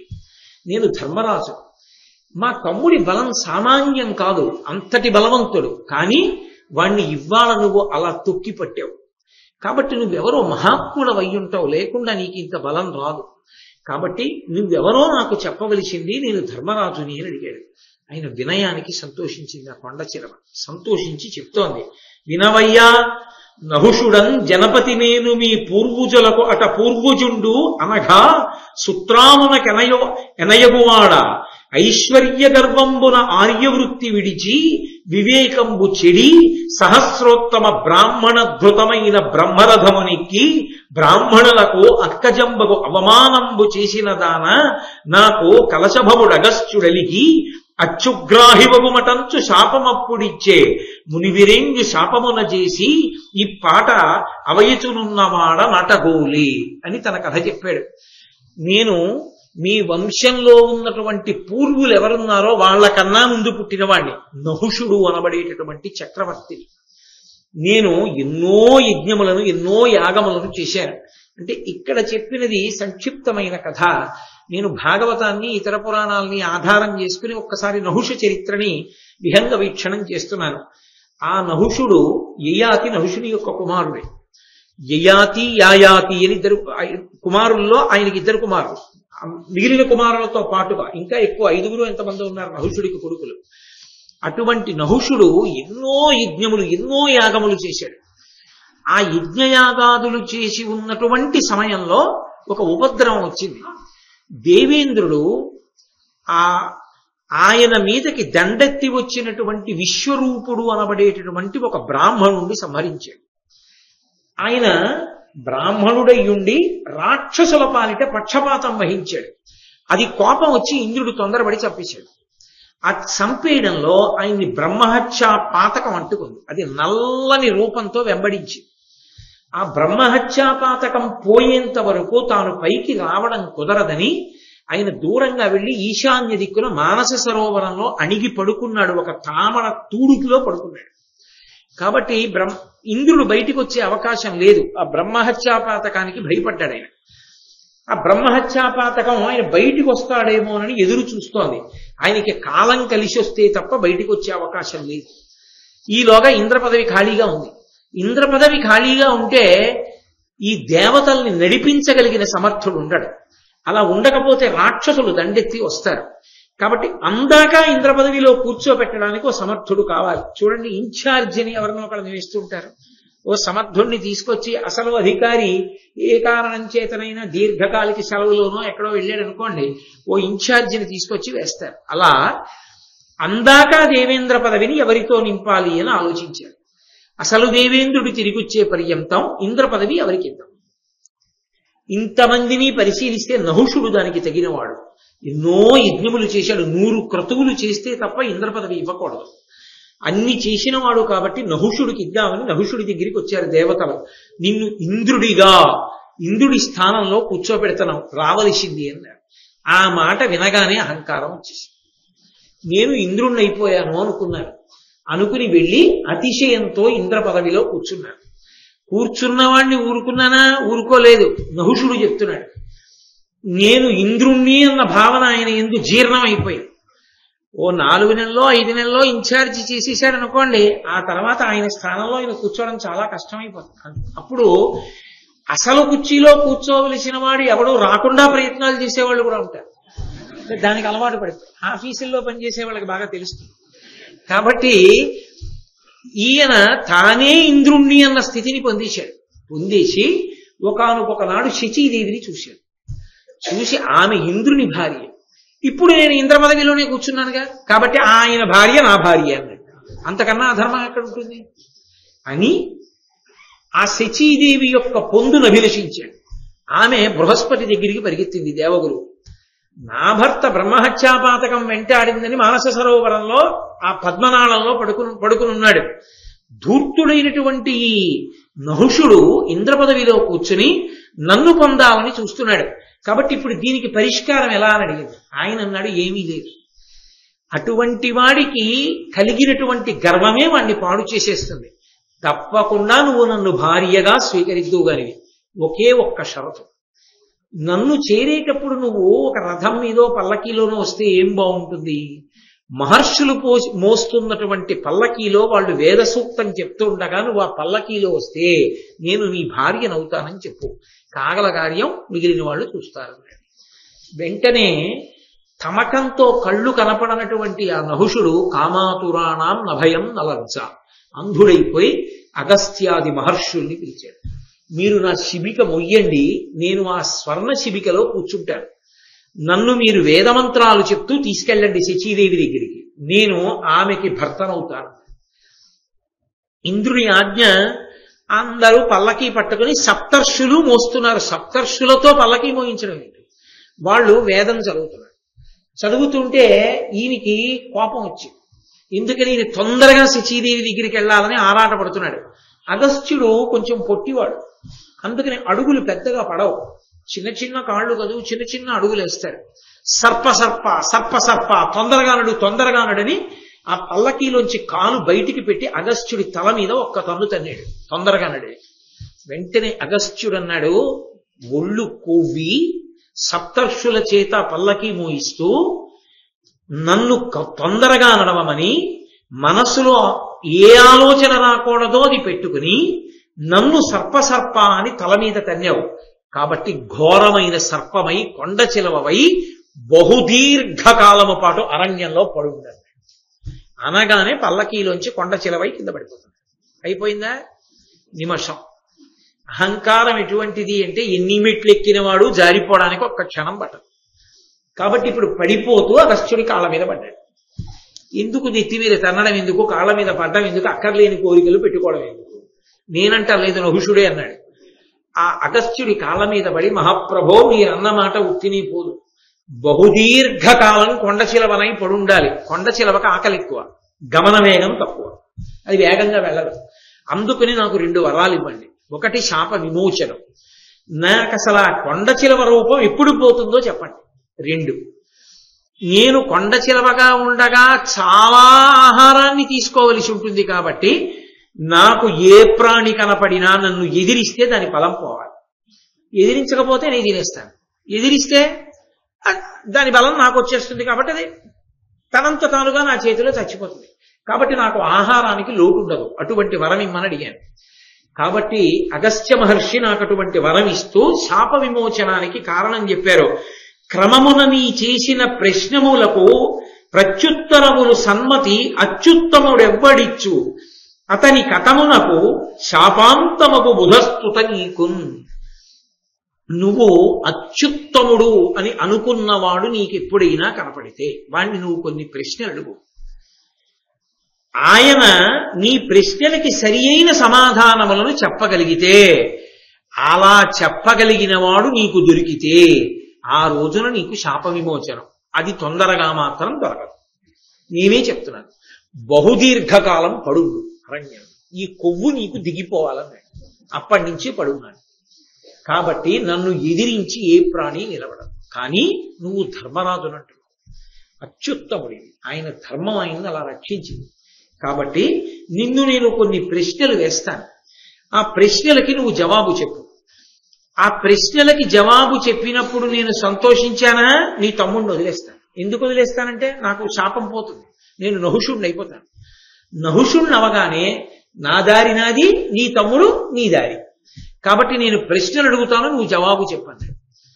అంతకుముందు ఎందరో బ్రాహ్మణులను చుట్టూ కూర్చోపెట్టుకుని వేదం వినడం, వేద హృదయం వినడం, అందులో చెప్పబడినటువంటి మర్మములన్నీ వినడం ఆ ధర్మరాజు గారికి తమ్ముణ్ణి దక్కించుకోవడానికి అవకాశం వచ్చింది. లేకపోతే ఎక్కడి నుంచి వస్తుంది? ఇప్పుడు ఆ వేదాంత జ్ఞానం రమ్మంటే ఎవరినో వెళ్ళి అడిగొస్తానండి అన్నారు. కాబట్టి అడగమన్నాడు ప్రశ్నలు.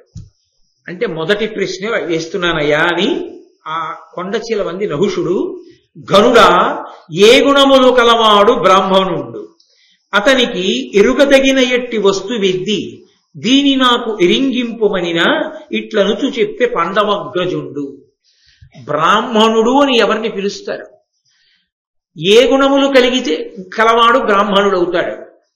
ఆ బ్రాహ్మణుడికి జీవితంలో తప్పకుండా తను తెలుసుకోవలసినది అన్న విషయం ఏమిటి నాకు చెప్పని అడిగాడు. ఈ ప్రశ్నలో పెద్ద తిరకాసు ఉంటుంది. ఈ ప్రశ్నకి జవాబు చెప్పాలనుకున్నవాడు తానే సంకట స్థితిలో పడిపోతాడు. అందుకే అడిగాడు మొదటి ప్రశ్న ఇది. అనగానే ధర్మరాజు గారు అన్నాడు, అది వేదాంత హృదయం తెలిసి ఉండడం అన్న మాటకు అర్థం. అది ఎందరో మహానుభావులు ధౌమ్యాదుల దగ్గర విన్నాడు కాబట్టి చెప్పగలుగుతున్నాడు. ధర్మరాజు గారు అన్నాడు, సత్య క్షమాదమ శౌచ దయా తపోదాన శీలంబులిందేమి కాన నగునట్టివాడు బ్రాహ్మణుండు.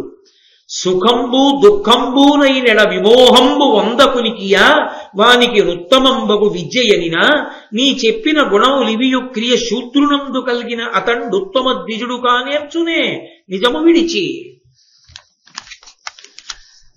అట్టులైన బ్రాహ్మణాది వర్ణ విభాగమెట్లు కలుగునయ్యా, హీనులధికులను వివేకమది అపార్థంబగు కాదే అనియనంతకాత్మజుండు.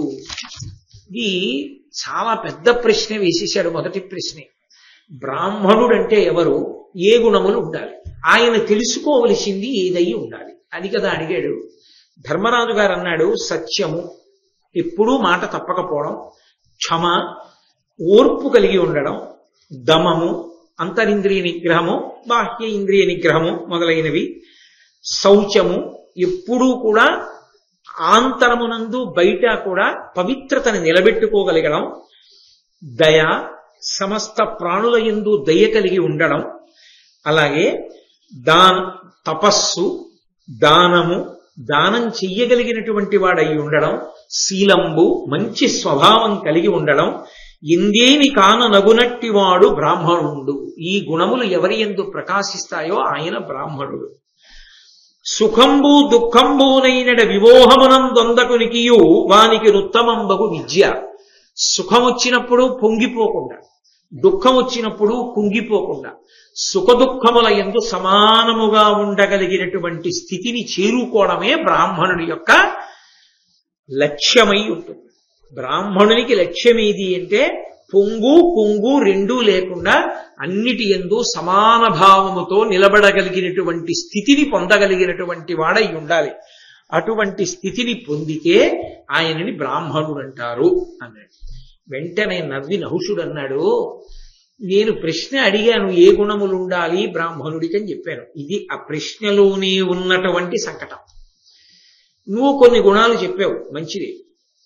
కానీ వర్ణ విభాగము అని ఒకటి ఉంది కదా, 4 వర్ణముల కింద విభాగం చేశారు కదా. చేసినప్పుడు వర్ణ విభాగము ఆర్షధర్మమునకు ప్రాతిపదిక కదూ, ధర్మము వర్ణమును ఆశ్రయించి ఉంటుంది కదా. ఇప్పుడు నువ్వు చెప్పిన ప్రకారం అయితే ఒక శూద్రుడికి ఈ మంచి గుణాలన్నీ ఉన్నాయి, అప్పుడు అతను బ్రాహ్మణుడు అనొచ్చా? అప్పుడు మరి శూద్రుడు మంచి గుణములు కలగడం వల్ల బ్రాహ్మణుడు అయిపోతే ఇక వర్ణ విభాగం ఎందుకు వచ్చినట్లు? గుణముల చేత విభాగం అవ్వాలి కానీ పుట్టుక చేత విభాగం ఎలా అయింది? అవదుగా. గుణములంటే పొందేవి, సాధన చేత పొందాలి. ఒక శూద్రుడు పొందాడు, అప్పుడు ఆయన బ్రాహ్మణుడేగా. మరి బ్రాహ్మణుడికి ఏముండాలంటే ఈ గుణాలు ఉండాలంటావేంటి? అప్పుడు నువ్వు చెప్పిన ప్రకారం అయితే పరమేశ్వర నిర్ణయం దోషభూయిష్టమైంది. గుణముల చేత పుట్టుకతో విభాగం లేదు. ఎవడు పొందాడో వాళ్ళందరూ బ్రాహ్మణులు అవుతారు తప్ప బ్రాహ్మణ్యము పుట్టుక చేత వచ్చేది కాదు. ఇప్పుడు మరి పుట్టుక చేత వచ్చేది బ్రాహ్మణ్యం కాకపోతే బ్రాహ్మణుడికి పుట్టినవాడు బ్రాహ్మణుడని ఎందుకు పిలుస్తున్నారు? అది బ్రాహ్మణ కుటుంబం అని ఎందుకు అంటున్నారు? మరి తప్పు కదా. అప్పుడు నువ్వు చెప్పేది ఈశ్వర శాసనానికి వ్యతిరేకంగా ఉందిగా, వేద హృదయానికి విరుద్ధంగా ఉందిగా, ఎలా కుదురుతుందయా ఈ జవాబు అన్నాడు. ఇంకొకడైతే తత్తరపడిపోతాడు. అమ్మో ఏదో బ్రాహ్మణుడికి ఈ గుణాలు ఉంటే బ్రాహ్మణుడు అన్నాను, నిజమే. ఈ గుణాలు ఎవరికైనా ఉంటే వాడు బ్రాహ్మణుడేగా. అబ్బే అలా ఎలా కుదురుతుందండి, ఆయన ఫలానాగా పుట్టాడు కాబట్టి ఆయన అంతేనండి అన్నాను అనుకోండి. అదే మరి ఈ గుణాలు ఉంటే బ్రాహ్మణుడు నువ్వేనా అన్నావు? మరి ఇప్పుడు గుణాలు ఉన్నవాడు కాదంటావేంటి? నీ జవాబు సరైనది కాదు, తినేస్తున్నాను భీముడిని అంటాడు. ఇప్పుడు తను చెప్పే జవాబు మీద భీమసేనుడు బ్రతుకు ఆధారపడింది. భీముడికి ఏమైనా అయితే తట్టుకోగలడా ధర్మరాజు? ఉత్తర క్షణం ఆలోచించకుండా అది పెద్దల దగ్గర వినడం వల్ల ధర్మరాజు గారికి వచ్చినటువంటి హృదయం. ఆయన అన్నాడు, నేను చెప్పిన జవాబే సత్యం. నేను చెప్పిన జవాబు మీరడిగిన ప్రశ్నకి వ్యతిరేకం కాదు. ఎందుకు కాదో తెలుసా? ఉత్తమమైనటువంటి గుణాల్ని ఒక శూద్రుడు పొంది ఉన్నాడు అనుకోండి, ఆయన ఉత్తమమైన శూద్రుడు అవుతాడు, చాలా ఉత్తముడైనటువంటి శూద్రుడు. ఆ కారణం చేత వచ్చే జన్మలో సద్బ్రాహ్మణుడు అవుతాడు, మోక్షానికి దగ్గరైపోతాడు. ఒక బ్రాహ్మణుడిగా పుట్టి ఈ గుణాలు లేకపోతే వాడు శూద్రుడితో సమానం అవుతాడు. వాడు బ్రాహ్మణుడని అనిపించుకుంటున్నా పైకి వాడు బ్రాహ్మణుడు కాడు, శూద్రుడు తప్ప. పుట్టుక చేత బ్రాహ్మణుడు కాకపోవడం అన్నది లేదు. పరమేశ్వరుడు ఇచ్చాడు, వాడు నిలబెట్టుకోలేకపోయాడు. శూద్రుడికి పరమేశ్వరుడు అంత స్థాయి పుట్టుకనందు ఇవ్వలేదు, కానీ వాడు పరిశ్రమ చేత ఆ స్థాయికి ఎదిగిపోయాడు. ఇది ఎటువంటిదో మీరు కొంచెం జాగ్రత్తగా అర్థం చేసుకుంటే, ఇది చాలా మంది యొక్క మనస్సులో ఏముంటుందంటే, బ్రాహ్మణునిగా ఉండడం చాలా గొప్ప, ఏదో ఇంకొక రకంగా ఉండడం చాలా తక్కువ అని అనుకుంటారు. కానీ అసలు నేను మీతో పరమ సత్యం చెప్తున్నా, భారతం చెప్తూ, అసలు నిజంగా మనిషి తరించడానికి యోగ్యమైన జన్మ శూద్రుడే, బ్రాహ్మణుడు కాదు. నేను పరమ సత్యం చెప్తున్నాను. ఎందుకో తెలుసా? ఈ గుణాలు ఉండాలి. చచ్చినట్టు లేవాలి, సంధ్యావందనం చెయ్యాలి. చస్తుంటే సంధ్యావంతరం అని సామెత. ప్రాణం పోతోందనుకోండి, ప్రాణోత్క్రమణం అయిపోతోంది, తెల్లవారు సమయం, అప్పుడైనా సరే ఎగౌపిరి వస్తుంటే తను చేయలేకపోతే కొడుకుని పిలవాలి. హాస్పిటల్కి తీసుకెళ్ళమని కాదు, నా పేరు చెప్పి అర్ఘ్యం విడిచిపెట్టేరా అని చెప్పాలి. సంధ్యావందనం అంత ప్రధానం. సంధ్యావందనం చేసి తీరాలి. శాస్త్రములు, పురాణములు, కావ్యములు అవసరం ఉన్నా లేకపోయినా చదువుకుంటూ ఉండాలి. తను చదువుకోవడానికి కాదు, ఏ ప్రతిఫలాపేక్ష లేకుండా సమాజానికి మార్గదర్శనం చెయ్యడం కోసం విశేషమైనటువంటి త్యాగబుద్ధితో అలా మాట్లాడడం వల్ల తన ఊపిరి చాలా శ్రమపడిపోతుంది, తన ఆయుర్దాయం తగ్గిపోతోందని తెలిసినా కూడా కష్టపడి 10 మందికి మంచి మాటలు చెప్తూనే ఉండాలి. తను అనుష్ఠానం చేస్తూనే ఉండాలి. తను నిత్యతృప్తుడై జీవించగలగాలి. అలా జీవించగలిగిన ఒక బ్రాహ్మణుడికి సేవ చేశాడనుకోండి, తరించిపోయాడంతే శూద్రుడు. ఆయన ఇవన్నీ చెయ్యాలని ఏం లేదు. మీరు చూడండి, పెద్ద పెద్ద అధికారంలో ఉన్న వాళ్ళు ఉంటారు, నాతో తరచుగా అంటుంటారు, నేను అదేం గొప్ప కంటం లేదు. వాళ్ళు ఏమంటారంటే, వినాలని ఉంటుందండి, ఎక్కడవుతుంది, రాలేకపోతున్నాం, సాయంకాలం బోలెడంత పని, రాత్రి 9 అయితే కానీ బయటికి రాలేం, ఎక్కడ రాగలం అంటాడు. ఒక జిల్లా స్థాయిలో ఉన్నటువంటి అధికారికి ఏ భారతమో వినాలనున్నా, ఏ రామాయణమో వినాలనున్నా, ఏ దేవాలయ ప్రాంగణంలోకో వెళ్లి భార్యాబిడ్డలతో కూర్చుని ప్రదక్షిణం చేసి సంతోషంగా కాసేపు భజన చేసుకుంటూ గడపాలనుకున్నా అది కళ. ఎందుకని? ఆయన నిర్వర్తించవలసినటువంటి పెనుకర్తవ్యమే ఆయన తలకి పెద్ద భారం అవుతుంది. 2-3 రోజులు అలా గడపడానికి ఆయన నిర్ణయించుకుంటే ఆయన కుటుంబం పండగ చేసేసుకుంటుంది. అమ్మయ్యా, ఇన్నాళ్ళకి సంతోషంగా మేము గడిపాం. అసలు ఆయన దొరుకుతారేంటి? ఇంటికొచ్చినా ఎప్పుడూ ఫోన్లే మాట్లాడుతుండడమే. ఎందుకని? వాళ్ళ కర్తవ్యం అటువంటిది. బ్రాహ్మణ కర్తవ్యం కూడా అలా ఉండాలి. ఇవాళ ఉపన్యాసం చెప్తున్నాడని చదువుకోవడం కాదు, అవసరం ఉన్నా లేకపోయినా శాస్త్రాల్ని పరిశీలనం చేస్తూనే ఉండాలి. ఆ గుణములను సంపాదించుకోవడానికి యుద్ధం చేస్తూ ఉండాలి. ఎందుకని? ఓర్పుతో ఉందాం అనుకుంటాడు, ఎవరి మీద దెబ్బలాడతాడు. వెళ్ళి పరమేశ్వరుడికి క్షమార్పణ చెప్పుకోవాలి. ఓర్పు తరిగింది ఇవ్వాలి నాకు, ఈశ్వర ఇంకా ఓర్పుని, ఇంకా సహించగలిగిన శక్తిని అని అడగాలి తప్ప ఓర్పు తెగిపోతే యుద్ధ భూమిలోకి వెళ్ళి యుద్ధం చేసేసి తాను చావడమో చంపడమో క్షత్రియుడికి ధర్మం, బ్రాహ్మణుడికి కుదరదు. ఓర్పే పట్టాలంతే. అందుకే బ్రాహ్మణుడిగా పుట్టడం అదృష్టం. అంతకు ముందు ఏవో ఆ లక్షణాలు ఉంటే ఇప్పుడు ఇచ్చాడు ఈశ్వరుడు. అలా చెయ్యి, అలా బ్రతుకని ఇచ్చాడు. అలా బ్రతుకు అని ఇస్తే అలా బ్రతకకపోతే వాడు శూద్రుడైపోయాడయా. అంత అక్కర్లేదులేరా, నువ్వు ఇలా అనుష్ఠానం చేసుకో, నువ్వు ఈశ్వరుణ్ణి పొందుతావు అన్నా కూడా లేదు, నేను ఒక బ్రాహ్మణుడిలా బతుకుతానని కష్టపడి గుణములను సంపాదించుకున్నాడు. బ్రాహ్మణుడు కాలేకపోయాడు, కానీ ఉత్తముడైన శూద్రుడయ్యాడు ఆయన. బ్రాహ్మణుడు మాత్రం బ్రాహ్మణుడిగా నిలదొక్కోకపోతే శూద్రుడైపోయాడు. బ్రాహ్మణుడు శూద్రుడైపోతాడు, కానీ శూద్రుడు బ్రాహ్మణుడు కాలేకపోయినా ఉత్తమ శూద్రుడై వచ్చే జన్మలో ఉత్తమ బ్రాహ్మణుడిగా పుట్టేస్తాడు. కాబట్టి నేను చెప్పిన మాట ఈశ్వర శాసనానికి వ్యతిరేకంగా ఎక్కడుంది? లేదు. నేను చెప్పింది సత్యం. కాబట్టి గుణ విభాగము చేతనే బ్రాహ్మణుడిగా నిలబడడం సాధ్యం, పుట్టుక చేత కాదు. ఆ గుణములను సంతరించుకుని నిలబడితేనే బ్రాహ్మణుడు. ఆ గుణములు లేని నాడు పుట్టుక చేత బ్రాహ్మణుడైనా శూద్రుడిగానే పరిగణింపబడతాడు ఈశ్వరుడి చేత.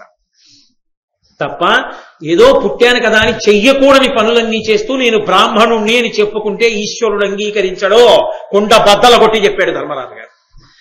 అంగీకరించాడు నహుషుడు. శాప విమోచనమైంది కాబట్టి అందులో తిరిగేమీ లేదు. కాబట్టి బ్రాహ్మణుడిగా పుట్టినవాడు ఒళ్ళు దగ్గర పెట్టుకుని బ్రాహ్మణుడిగా బతకడానికి ప్రయత్నం చెయ్యవలసిందే. అందరికన్నా అట్టడుగునున్నవాడు ఒక్కడుగేసినా ముందుకు వచ్చినవాడే, బాగా పైనున్నవాడు ఒక్కడుగు జారినా కిందకు వచ్చినవాడు. ఎవరు ఎక్కడ ఎలా ఉండాలో, ఎంత జాగ్రత్తగా ఉండాలో నేర్చుకోమని చెప్తుంది భారతం. అందుకే అంత స్పష్టంగానూ చెప్పాడు. బ్రాహ్మణ భక్తి లేనివాడైతే అంతమంది బ్రాహ్మణుల్ని ఎందుకు గౌరవిస్తాడు? అది ఉన్నమాట, వేదాంతర్గతమైన మాట. దానికి సాక్ష్యం నహుషుడికి శాప విమోచనం అవడమే. చాలా సంతోషించాడు నహుషుడు. అబ్బా, చాలా అద్భుతమైనటువంటి జవాబు చెప్పావయ్యా, నిజమే నువ్వు చెప్పింది. లేకపోతే స్వయంభూమనువు నిర్ణయం చేసినటువంటి ఈ వర్ణ వ్యవస్థ గురించినటువంటి ఆలోచన ఎలా సాధ్యం అవుతుంది? అందరూ ఈశ్వరుణ్ణి చేరడానికి అర్హులే. ఎవరు ఎలా పుట్టినా ఈశ్వరుణ్ణి చేరడానికి అనర్హులు మాత్రం కాదు. ఎవరి ధర్మాన్ని వాళ్ళు నిర్వర్తిస్తే ఈశ్వరుణ్ణి చేరిపోతారు తప్ప బ్రాహ్మణుడిగా పుడితేనే తరిస్తాడనుకోవడం పొరపాటు మాట. ఎవరిగా పుట్టినా తరిస్తాడు. బ్రాహ్మణుడిగా పుట్టి తరించడం నిజానికి చాలా చాలా కష్టంతో తరించాలి. కాబట్టి కిందికి జారిపోయే ప్రమాదం ఎక్కువగా పొంచి ఉంటుంది. చాలా గొప్ప మాట చెప్పావయ్యా, సంతోషించాను. అంటే ధర్మరాజు గారు అన్నాడు, ఈ పద్యం బంగారు అక్షరాలతో చెక్కి పెట్టాలి. అసలు అంత గొప్ప పద్యం. వృత్తవంతుండు వెండియు వివిధ గతుల వృత్తవంతుండుగా నేర్చు, వృత్తహీనుడైన వాడు విహీనుండయండ్రుగాన విత్తరక్షకు కడుమేలు వృత్తరక్ష, విత్తరక్షకు కడుమేలు వృత్తరక్ష. ఈయన ఎలా ఉంటారు అన్నది చూస్తుంది లోకం. ఆయనండి చాలా ఎంత జాగ్రత్తగా ఉంటాడో, ఎన్ని మంచి గుణాలు ఉన్నవాడో అని లోకం అంటున్న కొద్దీ ఆ గుణములను ఆయన రక్షించుకుంటూ ఉండాలి. ఒక్కడే అన్నప్పుడు పర్వాలేదు, ఆ ఒక్కడే మళ్ళీ అబ్బాయి అనుకున్నాను కానండి అలాంటి వాడు కాడంటే పర్వాలేదు. 1,000,000 మంది ఆయన చాలా ఉత్తముడు అన్నారు అనుకోండి, 1,000,000 మంది ఉత్తముడు కాడనడానికి సమయం చాలా తక్కువ పడుతుంది, ఒకడు అనడానికి ఎక్కువ సమయం పడుతుంది. ఎందుకో తెలుసా? ఆ ఒక్కడు మళ్ళీ వీడు ఉత్తముడు కాడంటే నన్నేమని అంటారేమో, నిన్న ఉత్తముడు అన్నాడు ఇవాళ ఉత్తముడు కాడంటున్నారని అనడానికి భయపడతాడు ఒకడైతే. 1,000,000 మంది ఒక వ్యక్తిని మంచివాడన్నారు అనుకోండి, ఆ వ్యక్తిలో కించిత్తు దోషం ఎక్కడైనా దొరికిందనుకోండి, అసలు అది వెతకడానికే సభలకు కూడా వచ్చేవాళ్ళు ఉంటారు. ఆయన యందు ఏమైనా దోషం దొరుకుతుందా అని తిరుగుతుంటారు కొంతమంది. అలా దొరకగానే దాన్ని భూతద్దంలో చూపించేసి వెంటనే పనికిమాలినవాడు అని నిర్ధారణ చేసేస్తుంది. లోకంలో అది పలుతెరగుల వెళ్ళిపోతుంది. అందుకే విత్తరక్ష కన్నా వృత్తరక్ష అవసరం అవుతుందయా. ఎవరు నడవడిని నిలబెట్టుకోవాలనుకుంటాడో, పరమ జాగ్రత్తగా బ్రతకాలనుకుంటున్నాడో అటువంటి వాడికి విత్తం పోయినా పర్వాలేదు, డబ్బు పోయినా లెక్క పెట్టడు, తన నడవడిని రక్షించుకోవడానికే జాగ్రత్త పడతాడు. కాబట్టి విత్తరక్ష కన్నా వృత్తరక్ష గొప్పది. ఎవరికైనా కూడా, ఎవరికైనా అదే గొప్పది. ఆ మార్గంలో వెళ్ళినప్పుడు ఎవరైనా ముందుకే వెళతారు తప్ప వెనక్కి రారు. మళ్ళీ దానికి సమాధానం చెప్పాడు. బ్రాహ్మణుడు కూడా వెనక్కి జారడం. వృత్తరక్ష చేసుకున్న నాడు, అంటే నడవడిని నియంత్రించుకున్న నాడు బ్రాహ్మణుడు బ్రాహ్మణుడిగా ఉంటాడు. నడవడిని నియంత్రించుకున్నవాడు కిందివాడు పైకెక్కుతాడు తప్ప కిందకి జారడం. తన పని తాను చేసుకున్న నాడు ఎవడైనా ఈశ్వరుణ్ణి చేరుతాడు. కాబట్టి విత్తరక్ష కన్నా వృత్తరక్ష కొరకే పెద్దలైన వాళ్ళు ప్రయత్నిస్తుంటారయా నహుషా. అందుకని లోకంలో అది మంచి వాళ్ళ యందు ఉండేటటువంటి లక్షణం. చాలా సంతోషించాడు నహుషుడు. చాలా మంచి మాట చెప్పావు. అయితే నేను నిన్నిప్పుడు 3వ ప్రశ్న వేస్తున్నాను. ఏమిటి ఆ 3వ ప్రశ్న అంటే, అప్రియం మరి నీతో లోకంలో అప్రియంబు చేసియు మరి అనృతమాది అయ్యు హింస గావింపనీయం మహాత్ముడేగు సుగతికి అండ్రది ఎట్లు అహింస అనగా ఇంత విశేషమెట్లయ్యి చెప్పుమా. లోకంలో అనేకమైనటువంటి మంచి గుణాలు చెప్పబడతాయి. కొన్ని కొన్ని గుణములు వేదంలో చెప్పినటువంటి గుణములు అందరికీ అన్వయం అవుతాయి. అవి కొంతమందికే అన్వయం అవుతాయి అని అనుకోకూడదు. కొన్ని కొన్ని గుణాలు, దొంగతనం చేయకండి అన్నారు అనుకోండి, అది బ్రాహ్మణులకే వర్తిస్తుందండి అనకూడదు, అందరికీ వర్తిస్తుంది. కాబట్టి అందరూ పొంది ఉండవలసినటువంటి గుణములు కొన్ని ఉన్నాయి. వాటన్నిటిలోకి గొప్పదిగా దేన్ని చెప్తారంటే అహింసా పరమో ధర్మ. అన్నిటిలోకి అహింస గొప్పది. ఆయన అబద్ధాలు ఆడతాడండి, కానీ గొప్ప అహింసావాది. ఆయన దేవతగా మారతాడు. మరి ఏమయ్యా పక్కన దోషం ఉంది కదా, అబద్ధాలాడే దోషం. అబద్ధాలాడే దోషం ఉన్న అహింసావ్రతంలో ఉన్నటువంటి వాడు దేవతలుగా మారుతున్నాడు. అహింస అనబడేటటువంటి గుణానికి అంత శక్తి ఎక్కడి నుంచి వచ్చింది? అది పక్కన చిన్న చిన్న దోషాలున్నా కూడా దాటి శక్తిని ఎందుకు ఇవ్వగలుగుతోంది? అహింసకు అంత శక్తి ఎక్కడి నుంచి వచ్చింది అని అడిగాడు. అడిగితే మళ్ళీ యథార్థానికి ఇది చాలా చాలా కఠినమైన ప్రశ్న అండి. అహింస అన్నారనుకోండి, నిజానికి 100కి 100 రూపాయలు అహింసా వ్రతం చేసేటటువంటి వాడు లోకంలో కనపడడు. ఎందుకు కనపడడో తెలుసా? ఈ ఉపన్యాసం చెప్పి నేను ఇంటికి వెళ్ళి చపాతీ తిన్నాననుకోండి, అది కాల్చినప్పుడు కొన్ని కీటకాలు చచ్చిపోయా, హింస జరిగిందా లేదా? ఎక్కడ జరుగుతుంది అహింస? నేను వెళ్ళి పడుకున్నాను అనుకోండి, ఆ దుప్పటి మీద ఉన్నటువంటి కొన్ని క్రిమికీటకాదులు చచ్చిపోతాయా? నేను ఇప్పుడు మాట్లాడుతుంటే ఈ శబ్ద తరంగాలు చాలా పెద్దగా వస్తున్న కారణం చేత కొన్ని ప్రాణులు చనిపోయాయా? మరి అహింస ఎలా సాధ్యం అవుతుంది? అందుకే మీరు చాలా జాగ్రత్తగా అర్థం చేసుకుంటే, వేదమునందు అహింస అన్న మాటకు అర్థం వేరు. వేదమునందు అహింస అన్నది ఆశ్రమాన్ని బట్టి ఉంటుంది. అందరికీ ఒకలా ఉండదు అహింస. గృహస్థు ఉన్నాడనుకోండి, ఆయన చేసేది పాకయజ్ఞము అంటారు, వంట చేసుకోవడం. ఆయన వంట చేసుకుంటే కట్టెలలో కొన్ని పురుగులు ఉంటాయి, కాలిపోయి చచ్చిపోతాయి. నీళ్లలో కొన్ని పురుగులు చచ్చిపోతాయి. వంట చేసుకుంటే కొన్ని చచ్చిపోతాయి, తింటుంటే కొన్ని చచ్చిపోతాయి, మాట్లాడితే చచ్చిపోతాయి, నడిస్తే చచ్చిపోతాయి. అయినా కాయగూరలు తరుగుతుంటే కొన్ని చచ్చిపోతాయి, కాయగూర ఉడికిస్తే కొన్ని చచ్చిపోతాయి. మరి ఆ దోషం గృహస్థుకి రాదు అన్నారు. అది హింస కిందకి రాదు గృహస్థుకి, వేదం ఒప్పుకుంది. ఎందుకు రాదు అని అడిగారు. గృహస్థు పంచయజ్ఞములు చేస్తూ ఉంటాడు. ఇంటికొచ్చిన అతిథికి అన్నం గృహస్థే పెడతాడు, సన్యాసికి అన్నం గృహస్థే పెడతాడు, బ్రహ్మచారికి అన్నం గృహస్థే పెడతాడు, బయట ఉన్నటువంటి ప్రాణులకు అన్నం గృహస్థే పెడతాడు. తన ఇంట్లో ఉన్నటువంటి కొన్ని ప్రాణులు గృహస్థు ఇంట్లో ఉన్నవే తిని బతుకుతూ ఉంటాయి. గోడ మీద బల్లి, పక్కలో నల్లి, తల్లో పేలు, ఇవన్నీ మరి గృహస్థు మీద ఆధారపడి లేవు. ఇవన్నీ కూడా గృహస్థు మీద ఆధారపడి ఉన్నాయి. ఇన్ని ప్రాణులను నిలబెట్టిన కారణం చేత తప్పక చేస్తున్న హింస ఏది ఉందో అది అహింస కిందకే వెడుతుందన్నారు. అదే ఒక సన్యాసి ఉన్నాడు అనుకోండి, సన్యాసి వంట చేయించుకు తిన్నాడు అనుకోండి, పీఠాధిపతి వినా, పీఠాధిపతుల ధర్మం వేరు. పీఠాధిపతి కాని సన్యాసి, ఏ శంకరాచార్యుల వారో పెట్టిన పీఠాధిపతుల వంటి వారికి వేరు మినహాయింపు ఉంటుంది, అది వేరు పీఠాధిపత్యం. సన్యాసి వంట చేసుకు తిన్నాడు అనుకోండి, విరుద్ధం, చేసుకోకూడదు. అందుకే సన్యాసి భిక్షకి వెడతాడు. ఆకలి రోగం ఆయనకి. నాకు దగ్గు వచ్చింది అనుకోండి, అది దగ్గే వరకే మందు వేసుకుంటాను తప్ప మందు చేదుగా ఉందా, మందు తీయగా ఉందా, కమ్మగా ఉందా, తీయగా ఉన్న మందు కాబట్టి 3 నెలలు ఉచ్చుకుందాం సరదాగాను, అలా ఏమి ఉండదు. అది చేదుగా ఉన్నా పుచ్చుకోవాలి, తీయగా ఉన్నా పుచ్చుకోవాలి, దగ్గు తగ్గే వరకు. దగ్గు తగ్గిపోయిన తర్వాత కూడా ఇంత డబ్బు వేసుకున్నాను, ఉత్తిన వదిలేడు ఏంటంటే తాగరు, వదిలేస్తారు. సన్యాసికి ఆకలి రోగముగా భావించాలి. భవతి భిక్షాందేహి అంటాడు. ఆ తల్లి తరిగిన పచ్చి క్యాబేజీ తెచ్చి పాత్రలో పడేసింది అనుకోండి, ఆయన ఇదేటమ్మా పచ్చి క్యాబేజీ పారేసావు, ఆవబెట్టి ఉండవా అనకూడదు. ఆ క్యాబేజీ తిని రుచితో సంబంధం లేదు ఆయనకి, తినేసి వెళ్ళిపోతాడు అంతే. అది ఆకలికి ఒక ఔషధం కింద వేసుకుంటాడంతే, అలా తింటాడు. గృహస్థ అలా కాదు, రుచి కోరి తింటాడు. అందుకే గృహస్థుగా ఉండడం కోటలో నుంచి యుద్ధం. కాబట్టి అహింస అందరికీ ఒకలా ఉండదు. వంట చేసుకోడు సన్యాసి, అగ్నితో సంపర్కం తెగిపోతుంది. సన్యాసం తీసుకుంటే అగ్ని సంపర్కం తెగిపోతుంది. కాబట్టే సన్యాసి శరీరాన్ని వదిలిపెట్టినప్పుడు అగ్నిలో వేల్చకూడదు, కాల్చకూడదు. సన్యాసిని భూస్థాపితం చేసేస్తారు, భూమిలో పెట్టేస్తారు కర్పూరం వేసి, తప్ప ఆయన్ని అగ్ని సంస్కారం చెయ్యరు. ఎందుచేత ఆయన అగ్నితో సంబంధాన్ని వదిలిపెట్టేశాడు. అటువంటి వాడు కోరి హింస మాత్రం చేయకూడదు. ఇంకా అందుకే చాతుర్మాస్య వ్రతం చేస్తారు. చాతుర్మాస్యం వచ్చిందనుకోండి, సమస్త ప్రాణులు పుట్టే కాలం అది, వాన వచ్చినప్పుడు.